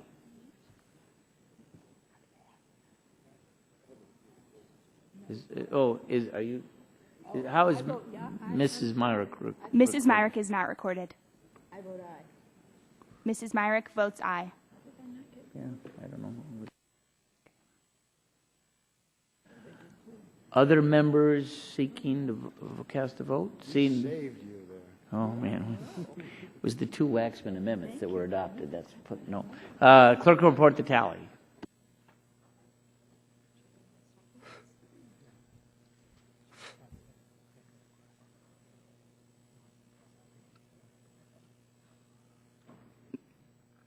Mr. Chairman, on that vote, there were 33 ayes, 16 nays. 33 ayes, 16 nays. The bill is passed and favorably reported. Mr. Chairman. Yes. Parliamentary inquiry. How much time will the minority have to file minority views on this matter? Yeah, well, the requisite number of days, I think it's 3. We'll make sure that the minority has the normal requisite number of days. Those are 3 legislative days? We'll expect to file the bill on Monday, so you've got 3 days, Wednesday, Thursday, Friday. Thank you, Mr. Chairman. Okay. Chair now calls up H.R. 1173 and asks the clerk to report. H.R. 1173 to repeal the class program. Without objection, the first reading of the bill is dispensed with. So ordered. Are there any bipartisan amendments to the bill? None. For what purpose does the gentleman from Nebraska seek recognition? I have an amendment at the desk. The clerk will report the title. Okay, where is? Amendment to H.R. 1173 offered by Mr. Terry of Nebraska. Amendment will be considered as read. The staff will distribute the amendments, and the gentleman from Nebraska is recognized for 5 minutes in support of his amendment.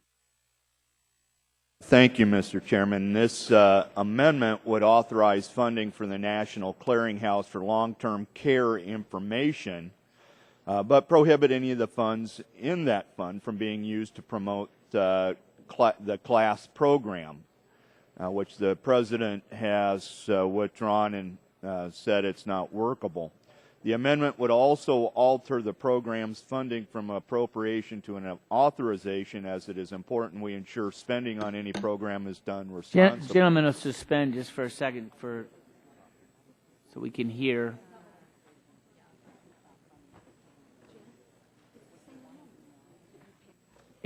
Now, thank you, Mr. Chairman. Go Blue. The National Clearinghouse for Long-Term Care Information was originally funded by the Deficit Reduction Act of 2005 and signed into law in 2006. It was created to help individuals plan for their future by providing information on private long-term care coverage, emphasizing the importance of not depending on Medicaid or other government programs. Bottom line is the more people have access and receive information about products that are available, tools, whether it's in the state or private sector, that will help them plan for their long-term health care, the less cost to government, and frankly, the higher level of care for the seniors. So I think that as we eliminate this bill overall eliminates the Class Act from law, that we make sure that we protect what was already in law, the National Clearinghouse for Long-Term Care Information. So that's the gist of this amendment, Mr. Chairman, and if there's anyone that would like me to yield time, otherwise it's pretty simple and straightforward. Seeing no request, I will yield back my time. Gentleman yields back. Other members? Gentlelady from California is recognized. I have an amendment to the amendment at the desk. I think it's Clerk will report the amendment, the title of the amendment. Amendment offered by Mrs. Capps to the amendment offered by Mr. Terry. And the amendment to the amendment will be considered as read. The staff will distribute the amendment, and the gentlelady is recognized for 5 minutes in support of her provision. Thank you, Mr. Chairman. You know, in the rush to repeal part of the Affordable Care Act and wipe the Class Act from the books, the National Clearinghouse for Long-Term Care is an innocent bystander. H.R. 1173 would deauthorize and defund the only program we have to raise awareness and to encourage planning for long-term care in this country. Of interest, I believe, to me at least, this is something that neither the bill's authors, co-sponsors, nor the majority subcommittee staff chose to fix as of 10 o'clock this morning, because I had drafted the original amendment to save this program. And while I very much support the clearinghouse, I cannot support this amendment. It is nothing but a shell. It is a vote to give members cover to say they support the clearinghouse while undercutting it and taking away its funding. And we all know in this place that a program without funding is not much of a program. As I mentioned in the Health Subcommittee markup of this bill, some of us are lucky to have family members or friends to guide us through the arduous long-term care planning process. But statistics clearly show that the message isn't getting to everyone. And that is one of the issues this clearinghouse is trying to address. Mr. Chairman, I can't really hear myself think either. Gentlelady is correct. And that is one of the issues the clearinghouse is trying to address. But this amendment would strip the funds the clearinghouse absolutely must have to address this issue. It would waste the time and money that's already been spent to set up their 5-year plan, and it would leave the program in dangerous limbo. And that's why I've now put a secondary amendment at the desk. My amendment makes the fixes that should be made to H.R. 1173, and it should be supported no matter how you feel about the class program. It is simple. It would remove the National Clearinghouse from the bill and allow it to maintain both its authorization and its very small but essential funding stream. Despite claims from some of my friends on the other side of the aisle, using advanced appropriations for this program is not radical. In fact, mandatory funding for the clearinghouse is not a novel or even a democratic idea. Instead, it is as old as the program itself that was included as part of the Deficit Reduction Act of 2005, a bill that was passed with votes of each of my Republican friends on this committee, and with near unanimous Republican support in the House and the Senate, signed into law by George W. Bush. The DRA included $3 measly million per year in mandatory spending for this program. The Affordable Care Act simply extended, didn't raise it, extended the flat funding through 2015. Now, any of my colleagues who have managed a budget, whether for their household, their office, or their business, knows predictability and stability in funding is vital to implement a multi-year project. That's exactly what this clearinghouse is doing. So to strip their future funding means gutting the clearinghouse.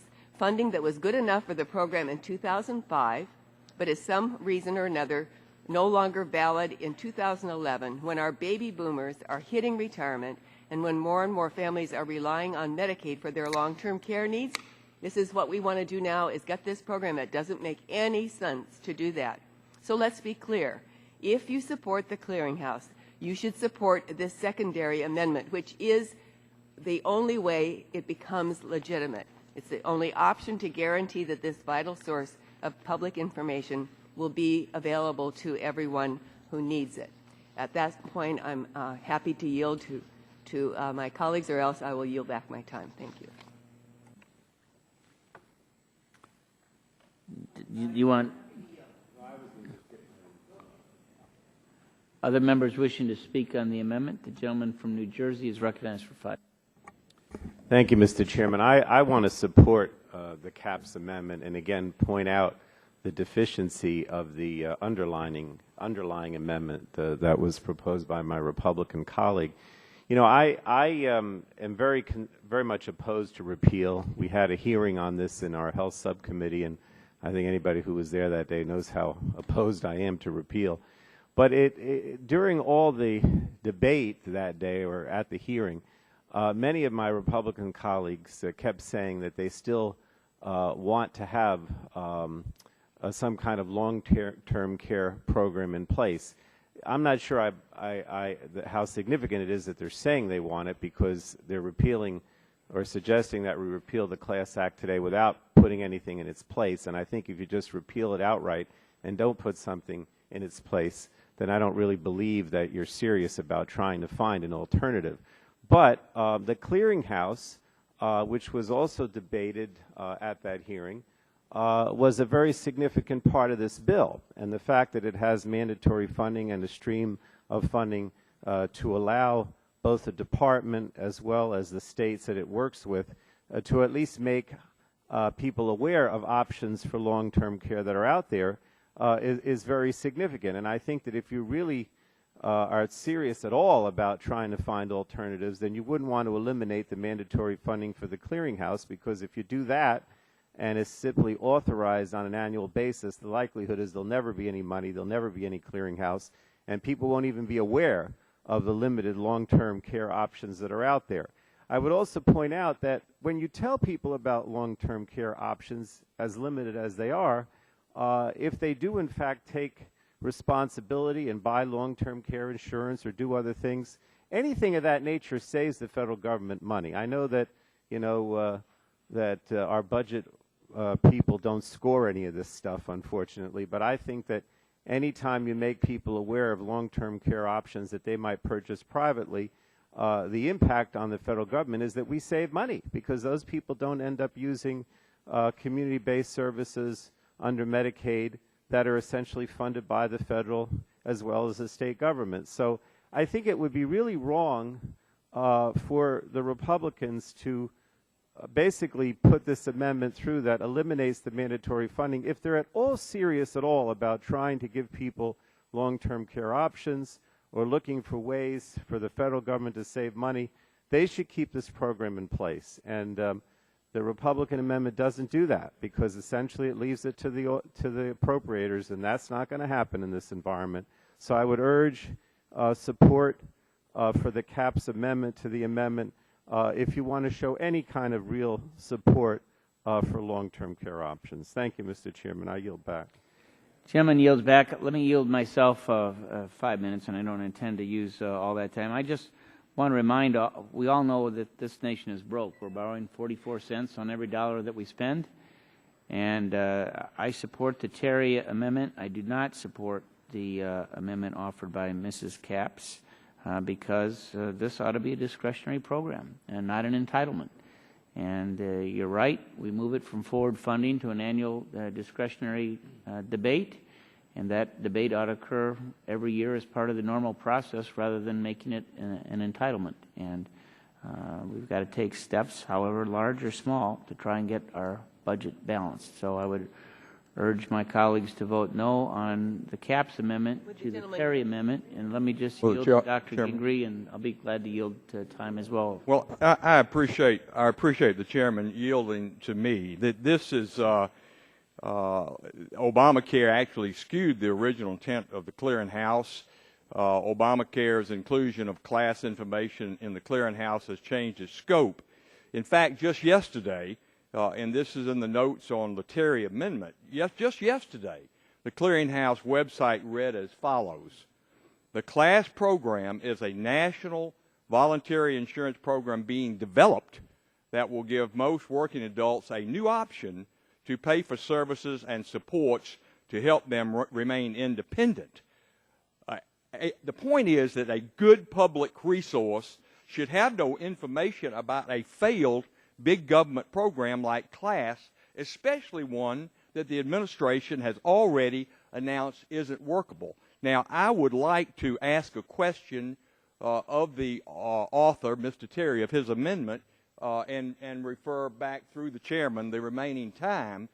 Mr. Terry, in the National Clearinghouse that was created, I think, in 2005, Republicans were working to expand the long-term care partnership program, and that was signed into law by President Bush, and today it has established more than 280,000 Americans to buy long-term care insurance. I would be happy to yield time to Mr. Terry, maybe to explain that if he would like in regard to the success of that program. And I yield to the gentleman from Nebraska. At the time of that, in 2005, there was a variety of marketplace options out there for seniors, and Mr. Pallone from New Jersey is right. The impetus was, how do we get people into long-term health care insurance? How can we promote that so it puts less pressure on Medicaid? Because what we received testimony was that financial advisors were actually advising people of how to shelter their assets so they could be eligible in some states for Medicare. I'm sorry, for Medicaid for long-term health care needs. And so it was successful in that point. Making it mandatory is the issue here today. Now, I can't tell you honestly how successful the program actually was in the last several years.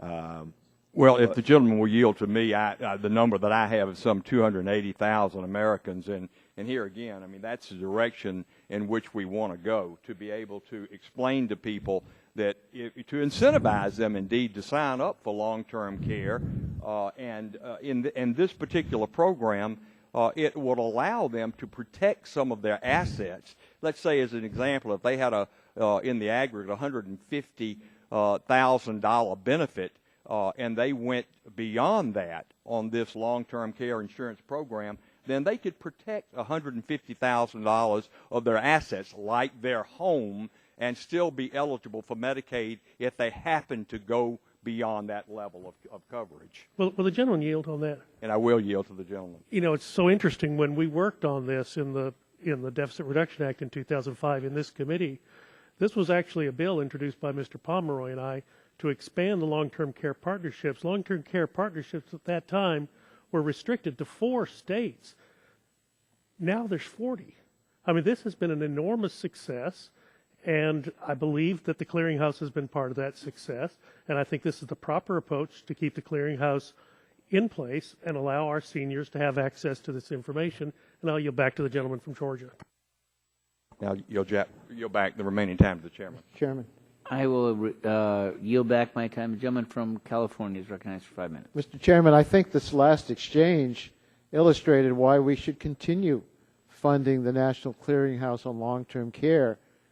That was what motivated us in 2005 when we set it up. We set it up on a bipartisan basis as a program that would have automatic funding. It's a small amount of money, and without automatic funding, the truth of the matter is it becomes harder and harder, even for a small amount of money, to be set aside for this kind of purpose. And so we all seem to agree we ought to continue the clearinghouse. The disagreement seems to be whether it will be the automatic funding that the Republicans agreed to in 2005 when it was set up, or whether we're going to turn our back on the automatic funding and throw it in with everything else that has to fight for the appropriations. I think we should maintain the same funding mechanism that it's always had. It was good enough for Republicans in 2005. I think it should work for them now. That's why I would support the CAPS amendment. I think we have an interest in making sure we have unbiased information on long-term care availability. I know a lot of people want private insurance to be the answer. It hasn't been the answer yet, but maybe with a clearinghouse working, it can encourage more and more people to recognize that long-term care insurance makes sense. But there's no guarantee this department will be able to continue its work on this initiative and its longtermcare.gov website unless we continue the program on an automatic funding basis. So I support the CAPS amendment and would oppose the amendment without the CAPS second degree. Are there members wishing to speak on the amendment? Seeing Mr. Pitts. Mr. Chairman, just to add, today we're in a little bit different situation than we were in 2005. We've got a $15 trillion debt. Our deficit this year is $1.5 or nearly $1.5 trillion. We're flat broke. And I think the Terry amendment is a good one.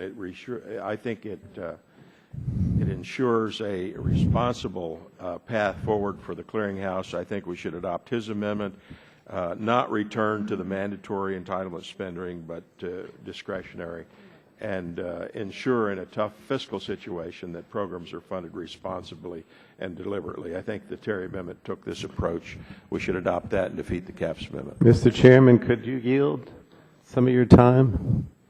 Mr. Chairman, could you yield? I'll yield back. I'll yield. My only point was, and I know you don't. I know you go to CBO and they don't score these things, but the point is, for this small amount of money that we're spending, if people do go to the clearinghouse and they do actually buy long-term care insurance, I think they're probably going to save the federal and the state governments under Medicaid more money than the clearinghouse actually costs. And I know that, you know, these are all these things that we can't get CBO to score, but I mean the bottom line is that if any significant portion of the American people go out and end up buying the private insurance pursuant to the clearinghouse, it'll actually save the government money. So I think, again, this is one of those, what is it, penny wise, pound foolish type of things where if people aren't informed, then they're not going to exercise that option. But I yield back. I yield back. Gentlemen, you want to yield some of your time still to Mrs. Capps? Yeah, Mrs. Capps was asking for some of your time. Go ahead. Mrs. Capps. Much of what I was going to say was said by Mr. Waxman and Mr. Pallone, but I really think Dr. Burgess also underscored that because the program has worked means that there has been quite a bit of success, but I don't know about the rest of you. I have so many constituents who still are caught in the dark when it comes to planning for their long-term health care needs and end up spending down, as Mr. Plone just said, costing taxpayers more money through Medicaid because they are the primary recipients of Medicaid dollars, because we have not developed these partnerships. This is exactly what we should be doing. The role the federal government plays in this clearinghouse is a small portion of a partnership with both state and private sector responses to the needs for long-term care. We are certainly not where we should be. Our role is such a limited role, and to gut the small role that we play with this clearinghouse is going to pull the linchpin out of what can happen across the country at, I believe, a critical time, and right at the time in our economy, in our recession, when we ought to be looking at the penny-wise, pound-foolish ways that we are attempting to do in this action with this amendment without the funding mechanism to be there. It's not a mandate. It's not an entitlement. It is simply mandated funding, small amount, so that the program can actually do what it's designed to do, which is to be a clearinghouse. And so I yield back. Gentleman's time has expired. Other members wishing to speak on the amendment? Seeing none, the vote occurs on the CAPS amendment to the Terry amendment. Those in favor of the CAPS amendment will say aye. Aye. Those opposed say no. No. Roll call is requested. The clerk will call the roll. Mr. Barton. No. Mr. Barton votes no. Mr. Stearns. Mr. Whitfield. No. Mr. Whitfield votes no. Mr. Shimkus. Mr. Shimkus votes no. Mr. Pitts. Mr. Pitts votes no. Mrs. Bono-Mack. Mr. Walden. Mr. Walden votes no. Mr. Terry. No. Mr. Terry votes no. Mr. Rogers. Mrs. Myrick. No. Mrs. Myrick votes no. Mr. Sullivan. Mr. Murphy. Mr. Murphy votes no. Mr. Burgess. No. Mr. Burgess votes no. Mrs. Blackburn. Mrs. Blackburn votes no. Mr. Bilbray. Mr. Bilbray votes no. Mr. Bass. Mr. Gingrey. Mr. Gingrey votes no. Mr. Scalise. Mr. Scalise votes no. Mr. Latta. Mr. Latta votes no. Mrs. McMorris-Rogers. Mrs. McMorris-Rogers votes no. Mr. Harper. Mr. Harper votes no. Mr. Lance. Mr. Lance votes no. Mr. Cassidy. Mr. Guthrie. Mr. Guthrie votes no. Mr. Olson. Mr. Olson votes no. Mr. McKinley. Mr. McKinley votes no. Mr. Gardner. Mr. Gardner votes no. Mr. Pompeo. Mr. Pompeo votes no. Mr. Kinzinger. Mr. Kinzinger votes no. Mr. Griffith. Mr. Griffith votes no. Mr. Waxman. Aye. Mr. Waxman votes aye. Mr. Dingle. Aye. Mr. Dingle votes aye. Mr. Markey. Mr. Towns. Mr. Towns votes aye. Mr. Pallone. Aye. Mr. Pallone votes aye. Mr. Rush. Ms. Eshoo. Aye. Ms. Eshoo votes aye. Mr. Engel. Mr. Green. Aye. Mr. Green votes aye. Ms. DeGette. Mrs. Capps. Aye. Mrs. Capps votes aye. Mr. Doyle.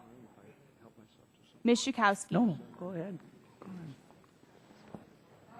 Ms. Schukowski votes aye. Mr. Gonzalez. Mr. Inslee. Mr. Inslee votes aye. Ms. Baldwin. Mr. Ross. Mr. Matheson. Mr. Matheson votes no. Mr. Butterfield. Mr. Butterfield votes aye. Mr. Barrow.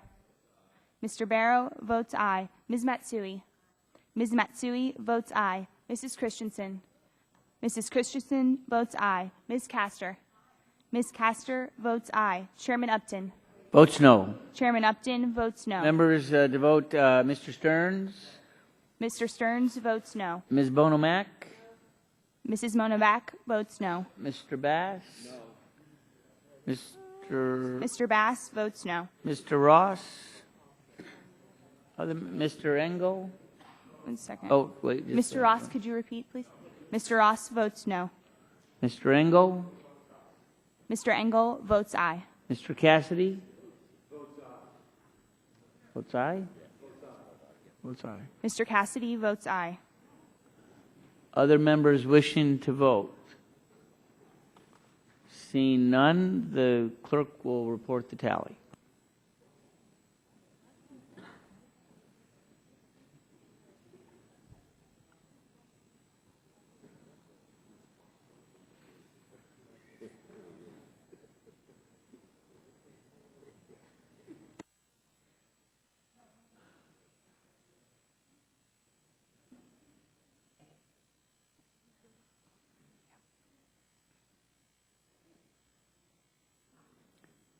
Mr. Chairman, on that vote, there were 16 ayes, 30 nays.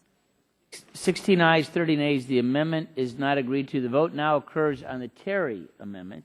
Those in favor of the Terry amendment will vote aye. Aye. Those opposed say no. Opinion of the chair, the ayes have it. The ayes have it, and the amendment is agreed to.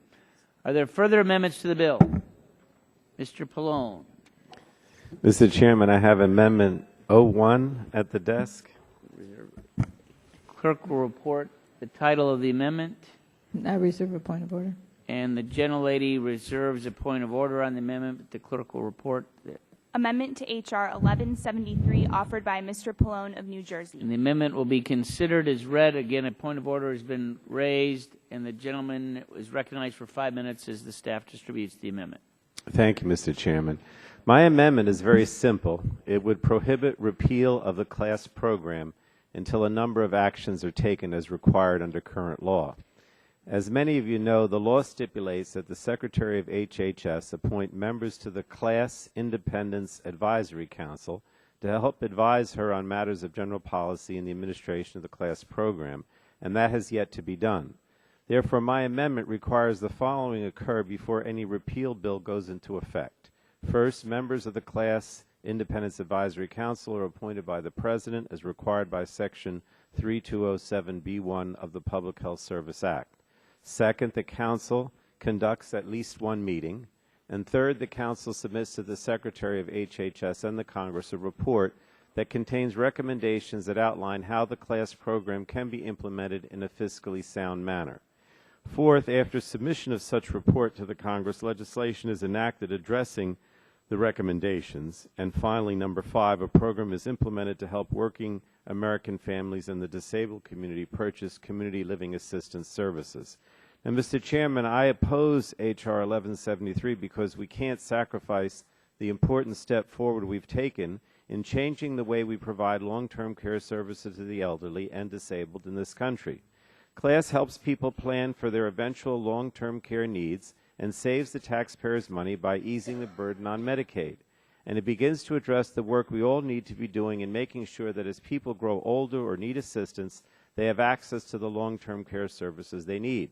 The CLASS Act will help adults who have or develop functional impairments to remain independent, employed, and stay as part of their community.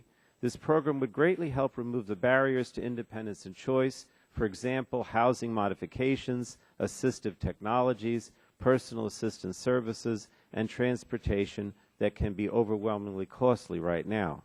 I believe that long-term care is the one major health expense for which nearly all Americans are uninsured. In fact, nearly 7 in 10 people will need some level of long-term care after turning 65, and 1 in 20 will need 5 years or more in a nursing home. And that doesn't include the many young, healthy people who fall victim to life-altering events that leave them in need of long-term care services as well. So I simply ask my Republican colleagues, what are these people and their families supposed to do? How are they going to get the care they need? And for many families, there simply are too few options. With these sorts of odds of financial devastation, something has to be done to address long-term care access. And that's why the CLASS's program framework is so critical and should not be repealed. Now, I'll admit it's not perfect. I'm not sure I know of any legislation that is perfect, but I don't think we should give up on the foundation that class represents. So my amendment will ensure Congress does not abandon the class program. It will require the advisory council be appointed and deliberate before any repeal takes effect, and I'm certain that the expertise of this council can inform Congress and HHS about how we can move forward under class. I just think that repeal is not a solution. Our work is not complete. Appointing the Class Independence Advisory Council is a solution, and I urge my colleagues to support this amendment. I do believe that class can be implemented in a meaningful way if we simply try. I want us to be positive. I said at the hearing that we had that I worry that we're just too negative. You know, I go home, we were there for the Thanksgiving break, and people say to me, why doesn't the Congress do anything? You all fight, you deliberate, but you don't do anything. And I think repealing something that has a framework for moving forward with such an important issue as long-term care and not having something to substitute in its place is clearly a mistake, and it's just another indication of a Congress that doesn't do anything, doesn't really address concerns that people have. So I simply ask my colleagues, really, let's not just abandon this program. Let's try to do things that can make a difference and move forward with a long-term care option. You know, I know I keep making the same plea, and I hope it doesn't fall on, you know, that you don't listen to it. So I yield the balance of my time. Thank you, Mr. Chairman. Chairman yields back his time. Is the chairman's understanding that the Yes, I'm going to sorry. withdraw the I amendment? understand that objection has been made to the germaneness, and I agree that it is germane. That was explained to me. It is not. That it is not. That it is not germane. So at this time, I would withdraw the amendment, Mr. Chairman. Amendment is withdrawn. Are there further amendments to the bill? Yes, Mr. Gentleman from New Jersey. This is number 01B, Mr. Chairman. The clerk will report the title. Amendment to H.R. 1173 offered by Mr. Pallone. And the amendment will be considered as read. The staff will distribute the amendment, and the gentleman again is recognized for 5 minutes in support of his amendment. Thank you, Mr. Chairman. And as we said, the previous amendment was out of order, but I believe that this amendment is germane. It is very similar to the amendment that was ruled out of order. It would prohibit repeal of the class program until a number of actions are taken as required under current law.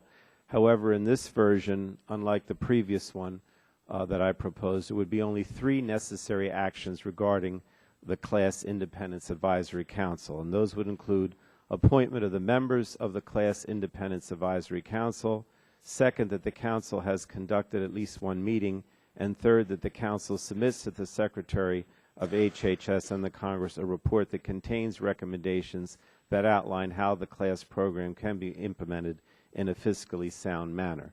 I have explained, I think, Mr. Chairman, why I believe that repeal of class is detrimental. The disability community and working American families need our help. This amendment is not my first choice because it doesn't first require an alternative long-term care program be in place, but it's better than the straight repeal. It allows the Council to deliberate, continue the important conversation of how to move forward, and give Congress the insight we need to move forward through a report that we would receive.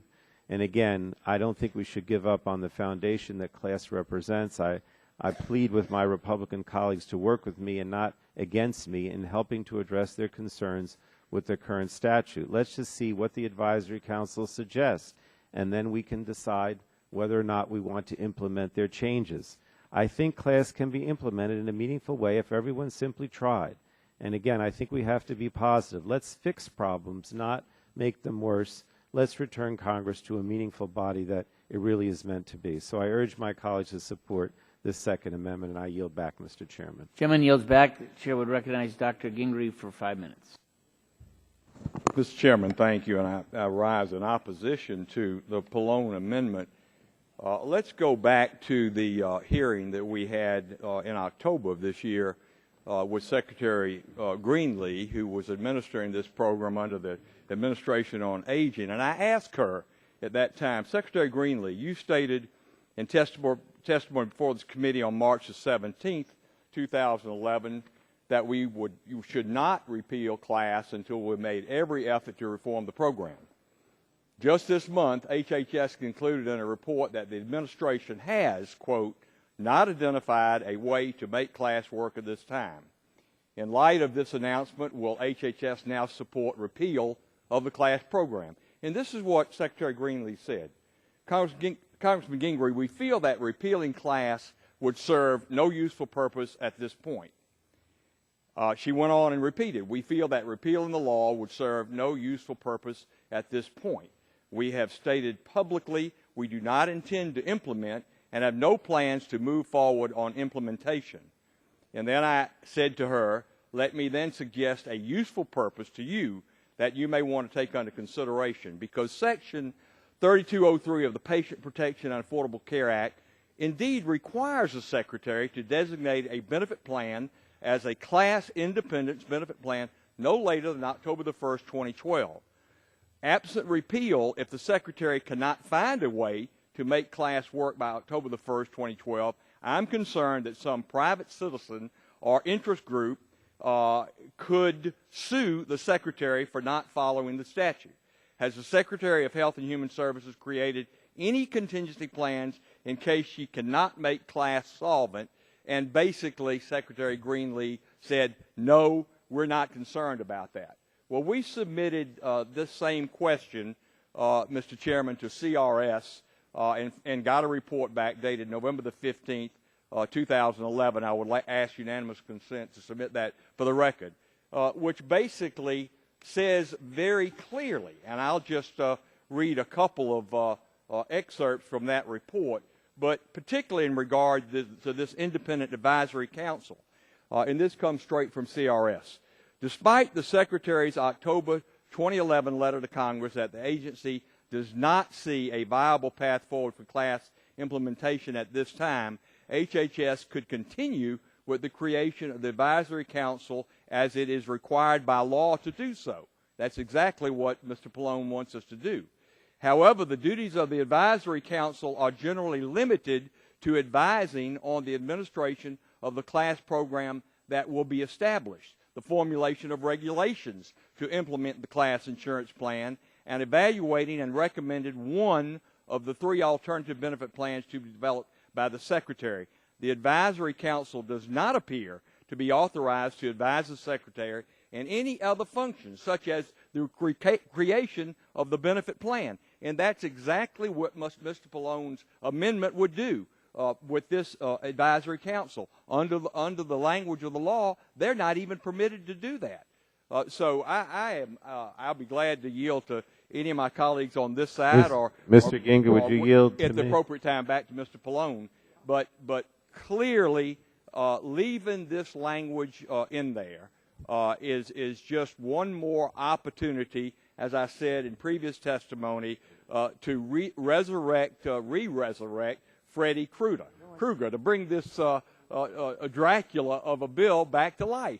And we need to wipe the slate clean. We need to repeal, and just as the Bustani bill calls for, repeal class and then get on and let the clearinghouse do their work in the appropriate manner as suggested by Mr. Terry of Nebraska. If there's anybody on my side that would like to utilize it, if not, I'll yield back to Mr. Pallone.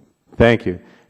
First of all, let me say I disagree that the statute wouldn't allow the Advisory Council to, do an analysis and make a recommendation about implementation of the Class Act, regardless of what HHS has said. But in any case, I would point out that the amendment specifically says that that's what the Advisory Council would be. So regardless of how you interpret the current law, if the amendment were adopted, it would clearly give the Advisory Council the ability to make a recommendation about implementation, regardless of what HHS has said so far. Well, reclaiming my time, and I've just got a couple of seconds, one left, but my good friend from Georgia, the good Democrat, Representative Barrow, just suggested that the better analogy would have been resurrecting the turkey, since it's after Thanksgiving. And indeed, this is a turkey of a bill. And I yield back. Gentleman's time has expired. Other members wishing to speak on the amendment? Seeing none, the vote occurs on the amendment offered by Mr. Pallone. All those in favor will say aye. Aye. Those opposed say no. No. Noes appear to have it. Then Roll call is requested. The clerk will call the roll. Mr. Barton. Mr. Barton votes no. Mr. Stearns. Mr. Whitfield. Mr. Shimkus. Mr. Shimkus votes no. Mr. Pitts. Mr. Pitts votes no. Mrs. Bonomack. Mrs. Bonomack votes no. Mr. Walden. Mr. Terry. Mr. Terry votes no. Mr. Rogers. Mrs. Myrick. Mr. Sullivan. Mr. Murphy. Mr. Burgess. Mrs. Blackburn. Mr. Bilbray. Mr. Bilbray votes no. Mr. Bass. Mr. Bass votes no. Mr. Gingrey. Mr. Gingrey votes no. Mr. Scalise. Mr. Scalise votes no. Mr. Latta. Mr. Latta votes no. Mrs. McMorris Rogers. Mrs. McMorris Rogers votes no. Mr. Harper. Mr. Harper votes no. Mr. Lance. Mr. Lance votes no. Mr. Cassidy. Mr. Cassidy votes no. Mr. Guthrie. Mr. Guthrie votes no. Mr. Olson. Mr. Olson votes no. Mr. McKinley. Mr. McKinley votes no. Mr. Gardner. Mr. Pompeo. Mr. Pompeo votes no. Mr. Kinzinger. Mr. Kinzinger votes no. Mr. Griffith. Mr. Griffith votes no. Mr. Waxman. Mr. Waxman votes aye. Mr. Dingle. Mr. Dingle votes aye. Mr. Markey. Mr. Towns. Mr. Towns votes aye. Mr. Pallone. Mr. Pallone votes aye. Mr. Rush. Ms. Eshoo. Ms. Eshoo votes aye. Mr. Engel. Mr. Green. Mr. Green votes aye. Ms. DeGette. Ms. DeGette votes aye. Mrs. Capps. Mrs. Capps votes aye. Mr. Doyle. Ms. Schakowsky. Ms. Schakowsky votes aye. Mr. Gonzalez. Mr. Inslee. Mr. Inslee votes aye. Ms. Baldwin. Mr. Ross. Mr. Ross votes no. Mr. Matheson. Mr. Matheson votes no. Mr. Butterfield. Mr. Butterfield votes aye. Mr. Barrow. Mr. Barrow votes no. Ms. Matsui. Ms. Matsui votes aye. Mrs. Christensen. Mrs. Christensen votes aye. Ms. Castor. Ms. Castor votes aye. Chairman Upton. Votes no. Chairman Upton votes no. Other members wishing to vote, Mr. Whitfield? Mr. Whitfield votes no. Mr. Murphy? Mr. Murphy votes no. Mr. Burgess? Mr. Burgess votes no. Ms. Myrick? Ms. Myrick votes no. Mr. Gardner? Mr. Gardner votes no. Mr. Walden? Mr. Walden votes no. Mr. Engel? Mr. Engel votes aye. Other members seeking to vote? Seeing no more, the clerk will report the tally.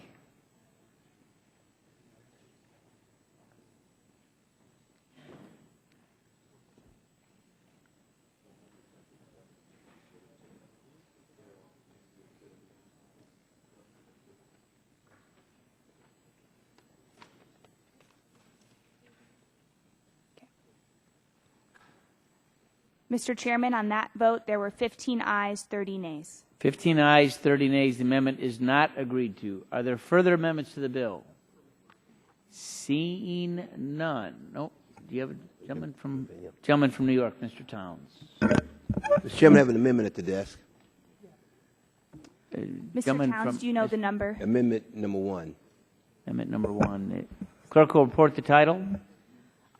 Amendment to H.R. 1173 offered by Mr. Towns of New York. The amendment will be considered as read, and the gentleman is recognized for 5 minutes in support of his amendment as the staff circulates the amendment. Thank you very much, Mr. Chairman. The purpose of my amendment is to deal with a very serious problem, the rising need for an affordable, sustainable, long-term care program. The fact is that the need for and the costs associated with obtaining long-term care are increasingly exponentially However, long-term care is out of reach for most seniors and disabled Americans. Because of these costs, the current options for long-term care are not sustainable. As we learned during the numerous health subcommittee hearings on the CLASS program, I was impressed by the level of bipartisan support for finding an affordable and sustainable solution to this problem. It is estimated that over 10 million Americans need long-term care.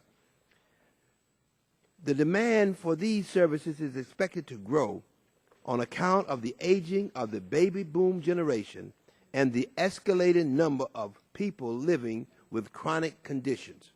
The current options for obtaining long-term care are very limited.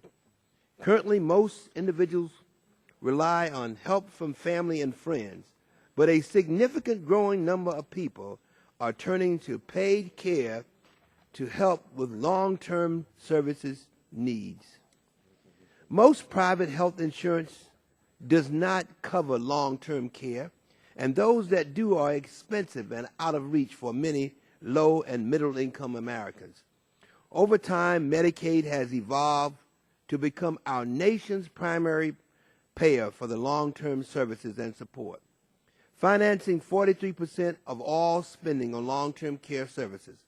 Unless other options are provided, Medicaid will remain the major financing system for long-term services and support in our nation.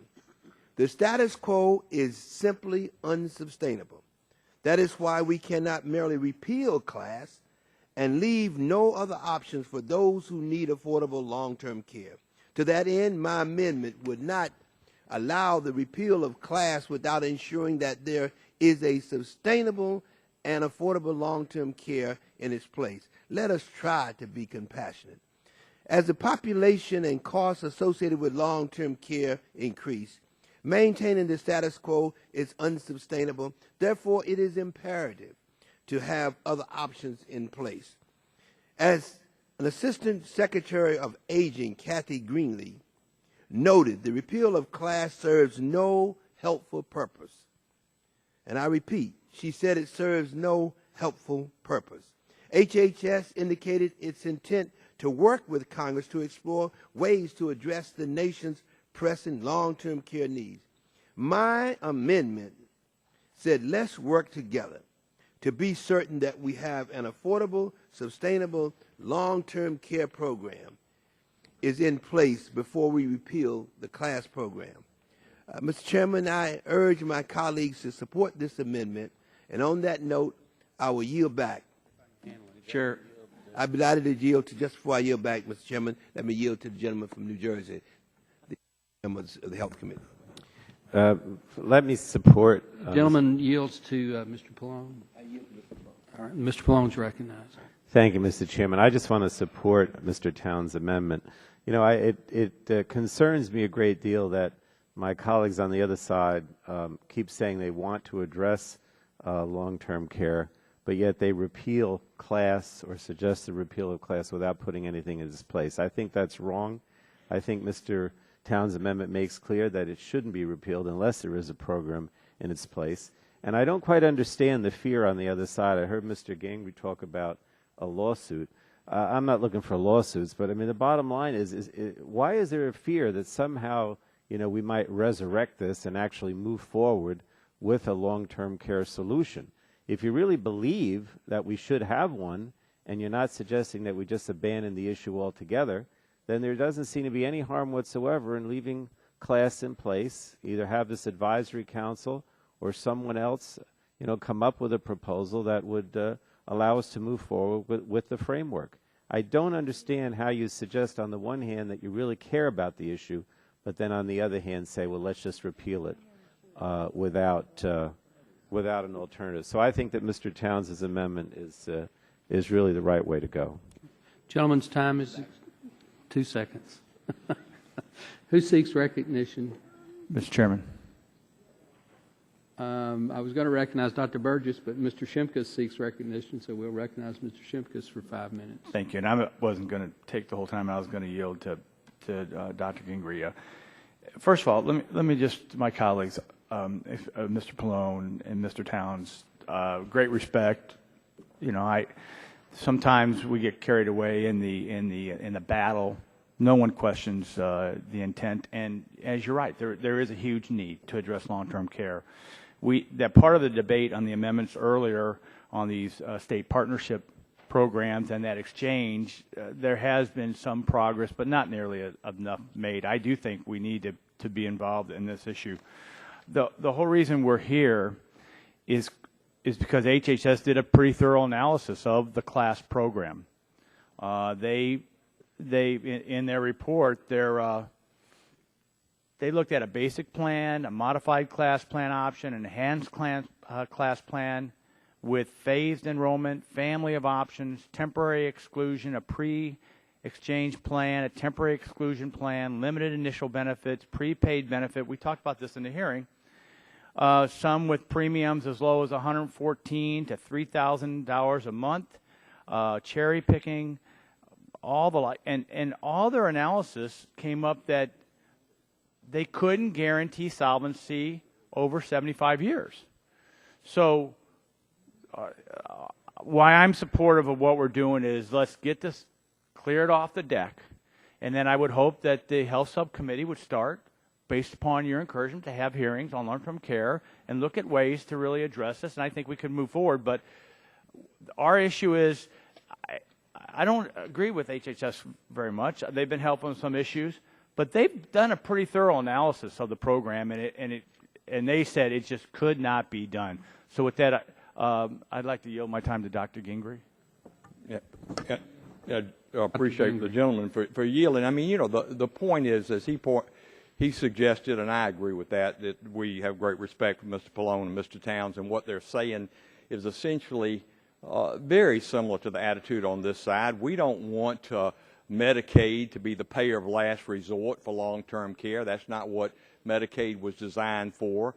And, you know, back in 2005, with the long-term care partnership program, as I mentioned earlier, some 280,000 folks have taken advantage of that in 40 different states. And with the amendment that we have passed by Mr. Terry in regard to the clearinghouse, I think we can work harder to get that information out there to individuals so that they know that they don't have to put themselves in a position of being destitute or appearing to be destitute by some scheme that lawyers come up with and break our Medicaid program. Now, let me say one other thing before I yield back to whoever wants time. Mr. Towns basically, in what he said in his amendment, is essentially what Ms. Greenlee, Secretary Greenlee, said to us at the hearing. Hey, what's the harm in leaving it on the books? Well, again, let me refer back to the CRS report of the 15th of this month.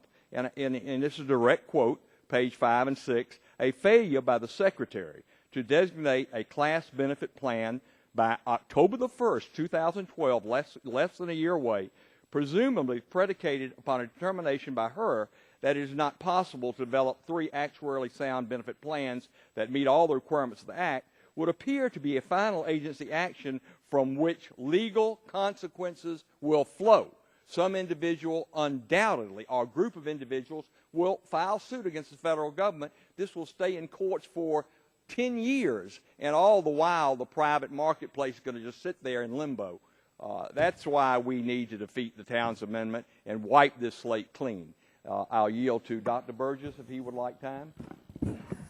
Actually, I don't think you can yield. I yield back to the chairman. Mr. Shimkus. Well, I don't want to yield to Dr. Burgess. No, I will. I'll yield to Dr. Burgess. Dr. Burgess is recognized. Blame my own time. Can I just ask a question of counsel?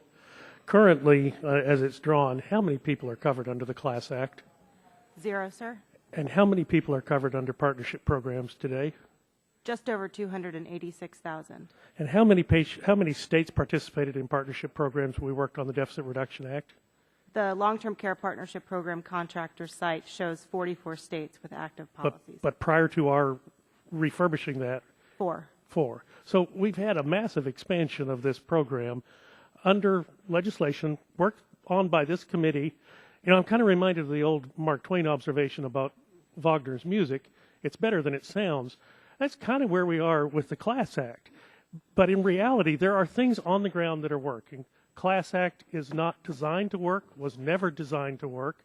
We ought to finish the job and eliminate the Class Act from consideration, and then come back to this committee and work on plausible solutions to this problem. I'll yield back to the Gentleman's gentleman. time has expired. Anybody else seek? Gentleman from New Jersey seek recognition? Yes. Gentleman's recognized for 5 minutes. Mr. Chairman, I would yield to the gentleman from New York, Mr. Towns. Let me thank you, gentlemen, for yielding. Let me say that it's amazing how the Greenlee, what was stated. She said the repeal of class serves no helpful purpose. I mean, that's what she said. And then HHS indicated its intent to work with Congress to explore ways to address the nation's pressing long-term care needs. My amendment says, let's work together to be certain that we have an affordable, sustainable, long-term care before repealing the class program. That's what it says, and I was at the hearing as well. And of course, and how you gotten that interpretation that means repeal class, I don't know how you got that out of it. I mean, so let's just move forward, recognizing the fact that we just should not repeal it and continue to work on it as was suggested by HHS. Being a gentleman from Illinois is so impressed with what HHS said. I mean, let's look at the total statement. Gentleman, yield back. I'd be delighted to yield. I'm sorry, I don't have the time. Does Mr. Pallone yield back? Unless someone else wants my time, I would yield back. Oh, I'm sorry. Gentlelady from the Virgin Islands. Yeah, I just want to support the Towns amendment. There are 10 million Americans and their families who need long-term care. I'm afraid that if we actually repeal this, that it'll be a long time before we get this close to anything like a class act or providing affordable long-term care again. A lot of work went into it. I wish that the amendment on the council had been adopted because I think the work of the council could have really informed us going forward. But I think it's important not to repeal it. The Secretary has suspended it. Again, the statement was made that the repeal serves no useful purpose. But I think there is a useful purpose in continuing to work with the Department of Health and Human Services to find a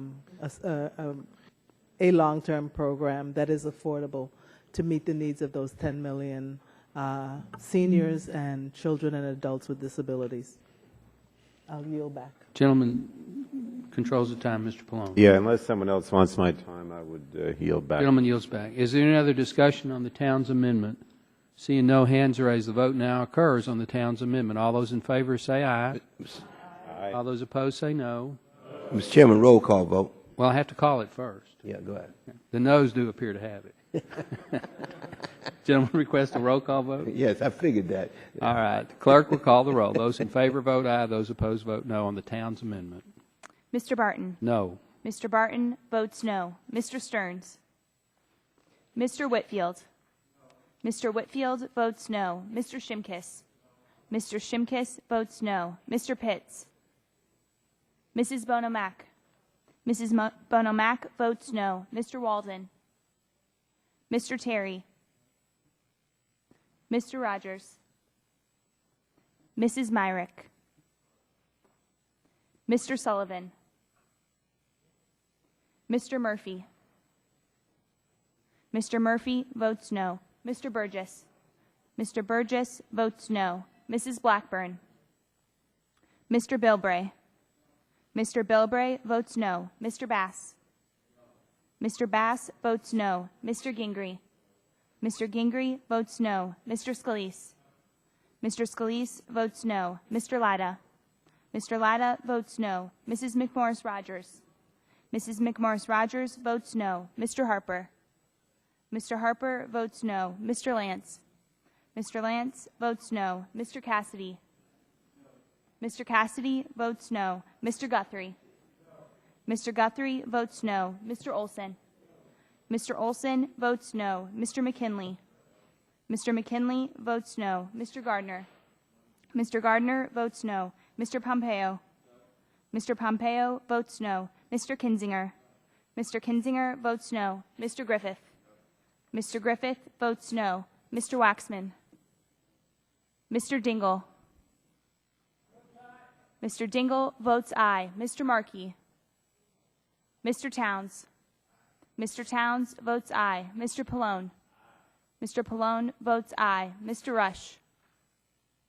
Ms. Eshoo. Ms. Eshoo votes aye. Mr. Engel. Mr. Engel votes aye. Mr. Green. Mr. Green votes aye. Ms. DeGette. Ms. DeGette votes aye. Mrs. Capps. Mrs. Capps votes aye. Mr. Doyle. Ms. Schakowsky. Ms. Schakowsky votes aye. Mr. Gonzalez. Mr. Inslee. Mr. Inslee votes aye. Ms. Baldwin. Mr. Ross. Mr. Ross votes no. Mr. Matheson. Mr. Matheson votes no. Mr. Butterfield. Mr. Butterfield votes aye. Mr. Barrow. Mr. Barrow votes no. Ms. Matsui. Ms. Matsui votes aye. Mrs. Christensen.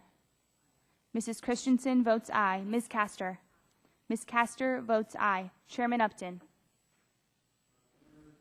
Members that haven't cast their vote. The gentleman from Pennsylvania. Mr. Pitts votes no. The gentleman from Oregon. Mr. Walden votes no. The gentleman from Nebraska. Mr. Terry votes no. The gentlelady from North Carolina. Mrs. Myrick votes no. Are there any members on the minority side that haven't voted? Any members wish to change their vote? If not, the clerk will tally and report the vote. Gentleman from Illinois, Mr. Rush, seeks to be recorded. Mr. Rush votes aye.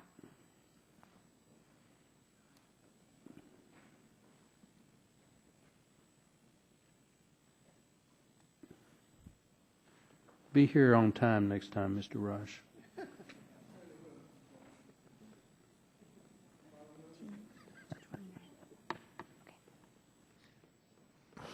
Mr. Chairman, on that vote, there were 15 ayes, 29 nays. 15 ayes, 29 nays. The amendment is not agreed to.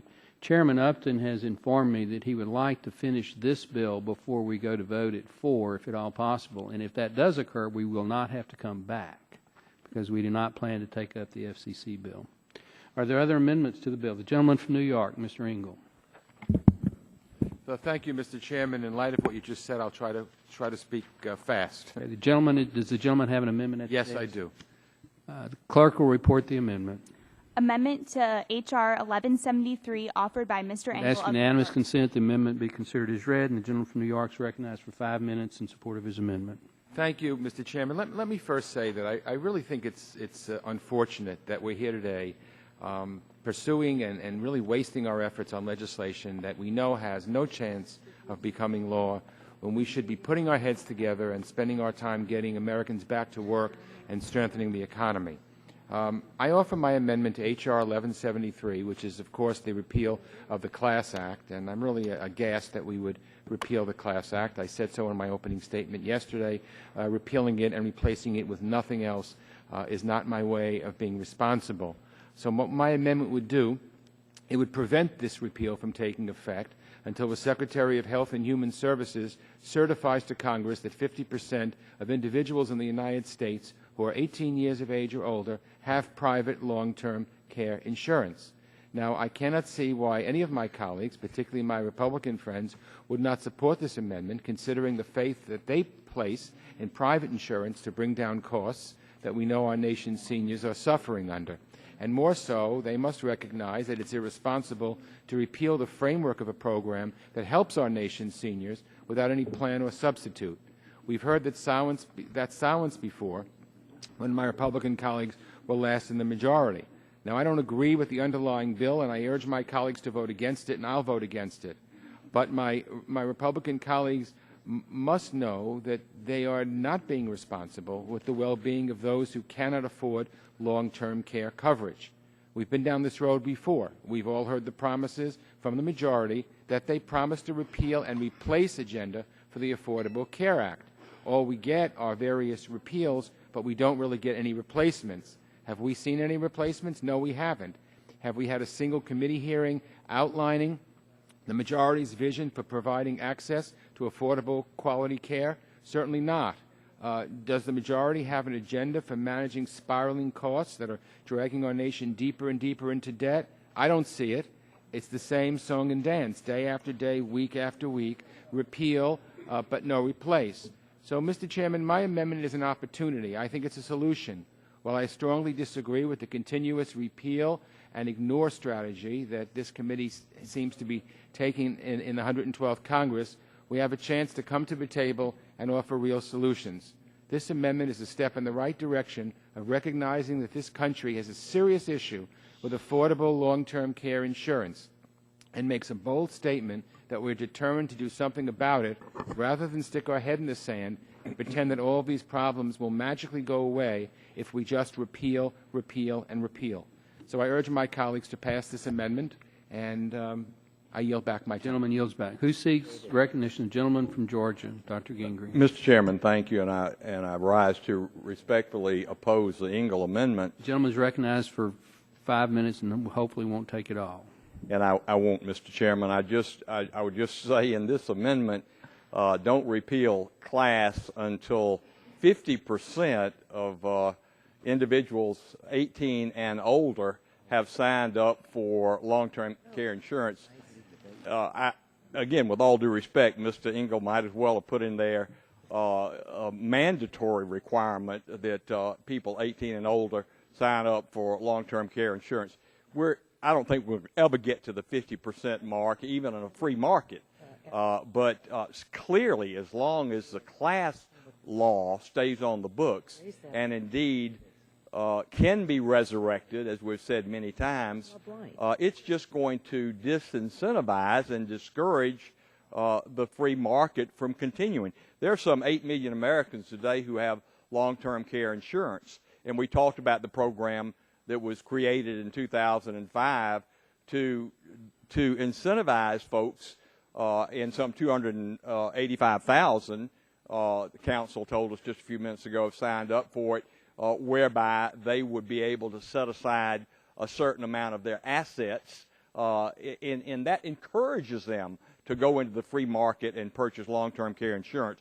So the Engel amendment, quite honestly, until 50% of those over 18 have signed up for long-term care. So he wants to continue the Class Act, keep it on the books in perpetuity. And with that, I will. That's all I need would the to gentleman, say. Gentleman, in opposition to the amendment, I'll be glad to yield to anybody who wants to. Gentleman yield. I yield to the gentleman from California. Gentleman from California, Mr. I think you hit on the point, and then testimony brought into it. If you want this system to work, then you go back to your base bill and just mandate that all young people have to buy insurance. The insurance companies would love it. You just do a mandate and just say, if you're legally in this country, you can't live here unless you buy long-term insurance. And the insurance companies will love it and support it, and that's how you're able to save the system. It seems like the proposal of the base bill was the answer to everything is a federal mandate on individuals that if they want to live in the United States, there are certain things we're going to force you to buy, and why didn't you include this in that mandate? In reclaiming my time, the gentleman makes a good point. And in fact, this is one of the options that the Secretary of Health and Human Services looked at, making it mandatory. And they rejected that. At this point, I will yield whatever time that he wants to my physician colleague from Texas, Dr. Burgess. Okay. Would you yield for a question from Mr. Engel, the author of the amendment? Yes, I will be glad to yield to Mr. Engel for a question. Thank you. I thank my friend from Georgia for yielding. Since he was objecting to the 50% threshold, saying that it was too high a threshold to climb, is there a lower threshold that he would accept than 50%? Because you see, what I'm trying to do is what scares me is that we're repealing the Class Act, but we're not replacing it with anything. I'm trying to see if we can replace it. So I'm wondering that, and with Mr. Bilbray, we tried in the Affordable Care Act to have the mandate, and that's now being reclaim my time and give it an answer to the gentleman. Thank you. No, I would not be in favor of any percentage deadline or requirement before repealing class because of the things that I've pointed out, and I don't want to repeat those. You've all heard that. I'm going to yield my remaining time to Dr. Burgess. I thank the gentleman for yielding. Can I just ask counsel a question? Is the Class Act as drawn, is it long-term care insurance or is it a supplemental assistance program? It's a supplemental daily benefit. So anyone and as you testified earlier, there are 0 people enrolled in class, but even if there was 1 person enrolled in class, that person would not be counted as someone who had long-term care insurance. Is that correct? Correct. So if there were 100,000 people enrolled in class, that would not count as 100,000 people who had long-term care insurance. Is that correct? In defining long-term care insurance as not a daily benefit, that's correct. Well, long-term care insurance, correct, is much more than what was defined in the Class Act. So I don't see this amendment gets us anywhere other than spending more time on a process that's already consumed more time than it should have. I would reject this amendment and get on with the vote on the underlying bill. I yield back. And I yield back the balance of my time. Chairman. Does any other person seek recognition? Gentleman from Texas. Mr. Chairman, I just have a brief observation. We've almost been 5 hours here today, and our first bill we did was prohibit a regulation of farm dust that the EPA said they don't want to regulate. This bill repeals a portion of the Affordable Care Act that Health and Human Services they don't want to continue. Can we possibly, next time we spend 5 hours in our legislative committee, deal with issues that are much more important, maybe discussing the reform of maybe the Affordable Care Act, and maybe even dealing with you and I share some concerns about the EPA on real issues that we have conflict with them. I will take with that. With that, I'll yield my time to my colleague from New York. I'll take that up with the chairman, but I think this is a real issue. I thank my colleague from Texas for yielding to me. I just wanted to make the point that in the question that was asked before of counsel, my amendment does not define long-term care at all. So I would be happy to work with my Republican colleagues to have a definition that we could agree upon and use to help. We don't define it, so I'm open to some kind of compromise to define it. My problem is simply that by repealing the Class Act and not replacing it with anything, we're leaving all these people in the lurch, and I think that's an irresponsible and dangerous thing to do.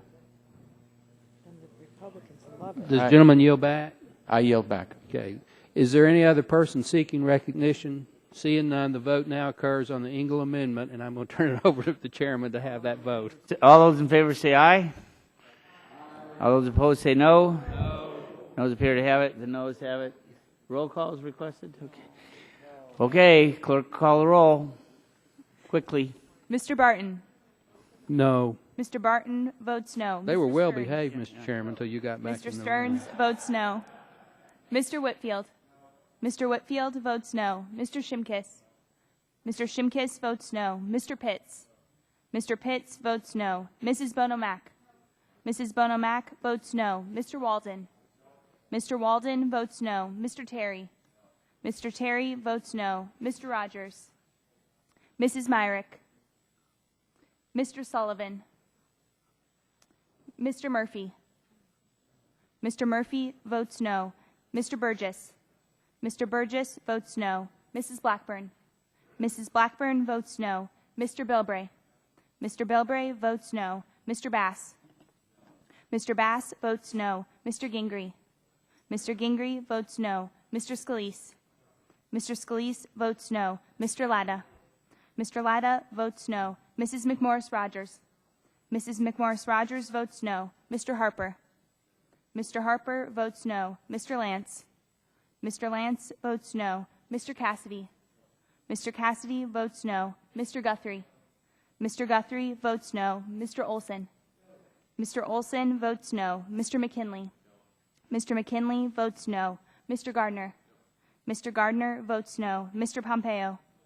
Mr. Pompeo votes no. Mr. Kinzinger. Mr. Kinzinger votes no. Mr. Griffith. Mr. Griffith votes no.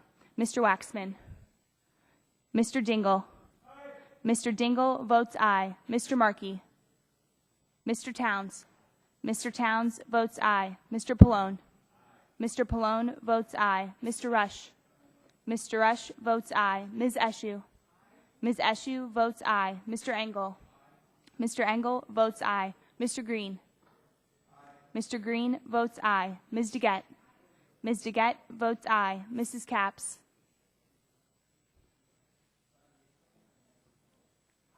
Mrs. Capps votes aye. Mr. Doyle. Mr. Doyle votes aye. Ms. Schakowsky. Ms. Schakowsky votes aye. Mr. Gonzalez. Mr. Inslee. Mr. Inslee votes aye. Ms. Baldwin. Mr. Ross. Mr. Ross votes no. Mr. Matheson. Mr. Butterfield. Mr. Butterfield votes aye. Mr. Barrow. Mr. Barrow votes no. Ms. Matsui. Ms. Matsui votes aye. Mrs. Christensen. Mrs. Christensen votes aye. Ms. Castor. Ms. Castor votes aye. Chairman Upton. Votes no. Chairman Upton votes no. Other members wishing to cast a vote? Mr. Matheson. Mr. Matheson votes no. Ms. Myrick. Ms. Myrick votes no. Other members? Going once. Clerk will report the tally. It's my understanding that we're getting to final next. It's my understanding there are no more. Oh, Mr. Sullivan, have you? Mr. Sullivan votes no.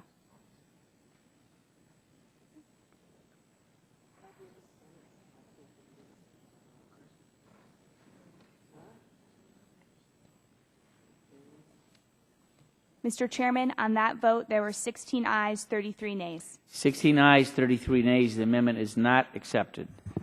Are there further amendments to the bill? Mr. Chairman, I don't have an amendment, but if I could ask unanimous consent to enter into the record a letter from various national organizations that oppose repeal of class, and I believe you have a copy of it. Without objection. Reserving the right. I will not object, but I. Gentleman from Illinois. In response to that letter, which we have a copy of on the second page, there's a statement that says, the actuary report also noted that federal actuaries agreed that certain plans designed to mitigate the adverse selection risk can be actuarially sound and attractive to the consumers. Based upon the HHS analysis over 75 years of all the options, I disagree with that statement, so I want to just follow up the insertion with this comment because I don't believe that that part of the letter is accurate based upon the HHS analysis. Mr. Simkis' statement will follow the insertion in the record. That's Thank you. fine. Seeing no further amendments, the question now occurs on favorably reporting the bill as amended to the House. So all those in favor will say aye. Aye. Those opposed will say no. No. The ayes appear to have it. So, Chairman, I ask for a roll call. The roll call is requested. The clerk will call the roll. Mr. Barton. This is on final. Aye. Mr. Barton votes aye. Mr. Stearns. Mr. Stearns votes aye. Mr. Whitfield. Mr. Whitfield votes aye. Mr. Shimkus. Mr. Shimkus votes aye. Mr. Pitts. Mr. Pitts votes aye. Mrs. Bonomack. Mrs. Bonomack votes aye. Mr. Walden. Mr. Walden votes aye. Mr. Terry. Mr. Terry votes aye. Mr. Rogers. Mrs. Myrick. Mrs. Myrick votes aye. Mr. Sullivan. Mr. Sullivan votes aye. Mr. Murphy. Mr. Murphy votes aye. Mr. Burgess. Mr. Burgess votes aye. Mrs. Blackburn. Mrs. Blackburn votes aye. Mr. Bilbray. Mr. Bilbray votes aye. Mr. Bass. Mr. Bass votes aye. Mr. Gingrey. Mr. Gingrey votes aye. Mr. Scalise. Mr. Scalise votes aye. Mr. Latta. Mr. Latta votes aye. Mrs. McMorris-Rogers. Mrs. McMorris-Rogers votes aye. Mr. Harper. Mr. Harper votes aye. Mr. Lance. Mr. Lance votes aye. Mr. Cassidy. Mr. Cassidy votes aye. Mr. Guthrie. Mr. Guthrie votes aye. Mr. Olson. Mr. Olson votes aye. Mr. McKinley. Mr. McKinley votes aye. Mr. Gardner. Mr. Gardner votes aye. Mr. Pompeo. Mr. Pompeo votes aye. Mr. Kinzinger. Mr. Kinzinger votes aye. Mr. Griffith. Mr. Griffith votes aye. Mr. Waxman. Mr. Dingle. Mr. Dingle votes no. Mr. Markey. Mr. Towns. Mr. Towns votes no. Mr. Pallone. Mr. Pallone votes no. Mr. Rush. Mr. Rush votes no. Ms. Eshoo. Ms. Eshoo votes no. Mr. Engel. Mr. Engel votes no. Mr. Green. Mr. Green votes no. Ms. DeGette. Ms. DeGette votes no. Mrs. Capps. Mrs. Capps votes no. Mr. Doyle. Mr. Doyle votes no. Ms. Schakowsky. Ms. Schakowsky votes no. Mr. Gonzalez. Mr. Inslee. Mr. Inslee votes no. Ms. Baldwin. Mr. Ross. Mr. Ross votes aye. Mr. Matheson.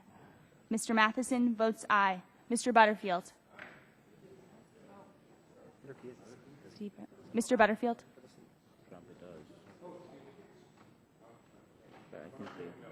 Mr. Butterfield votes no. Mr. Barrow. Mr. Barrow votes aye. Ms. Matsui. Ms. Matsui votes no. Mrs. Christensen. Mrs. Christensen votes no. Ms. Castor. Ms. Castor votes no. Chairman Upton. Votes aye. Chairman Upton votes Other aye. members wishing to vote? Mr. Waxman. Mr. Waxman votes no. Other members wishing to cast a vote? Seeing none, clerk will report the tally.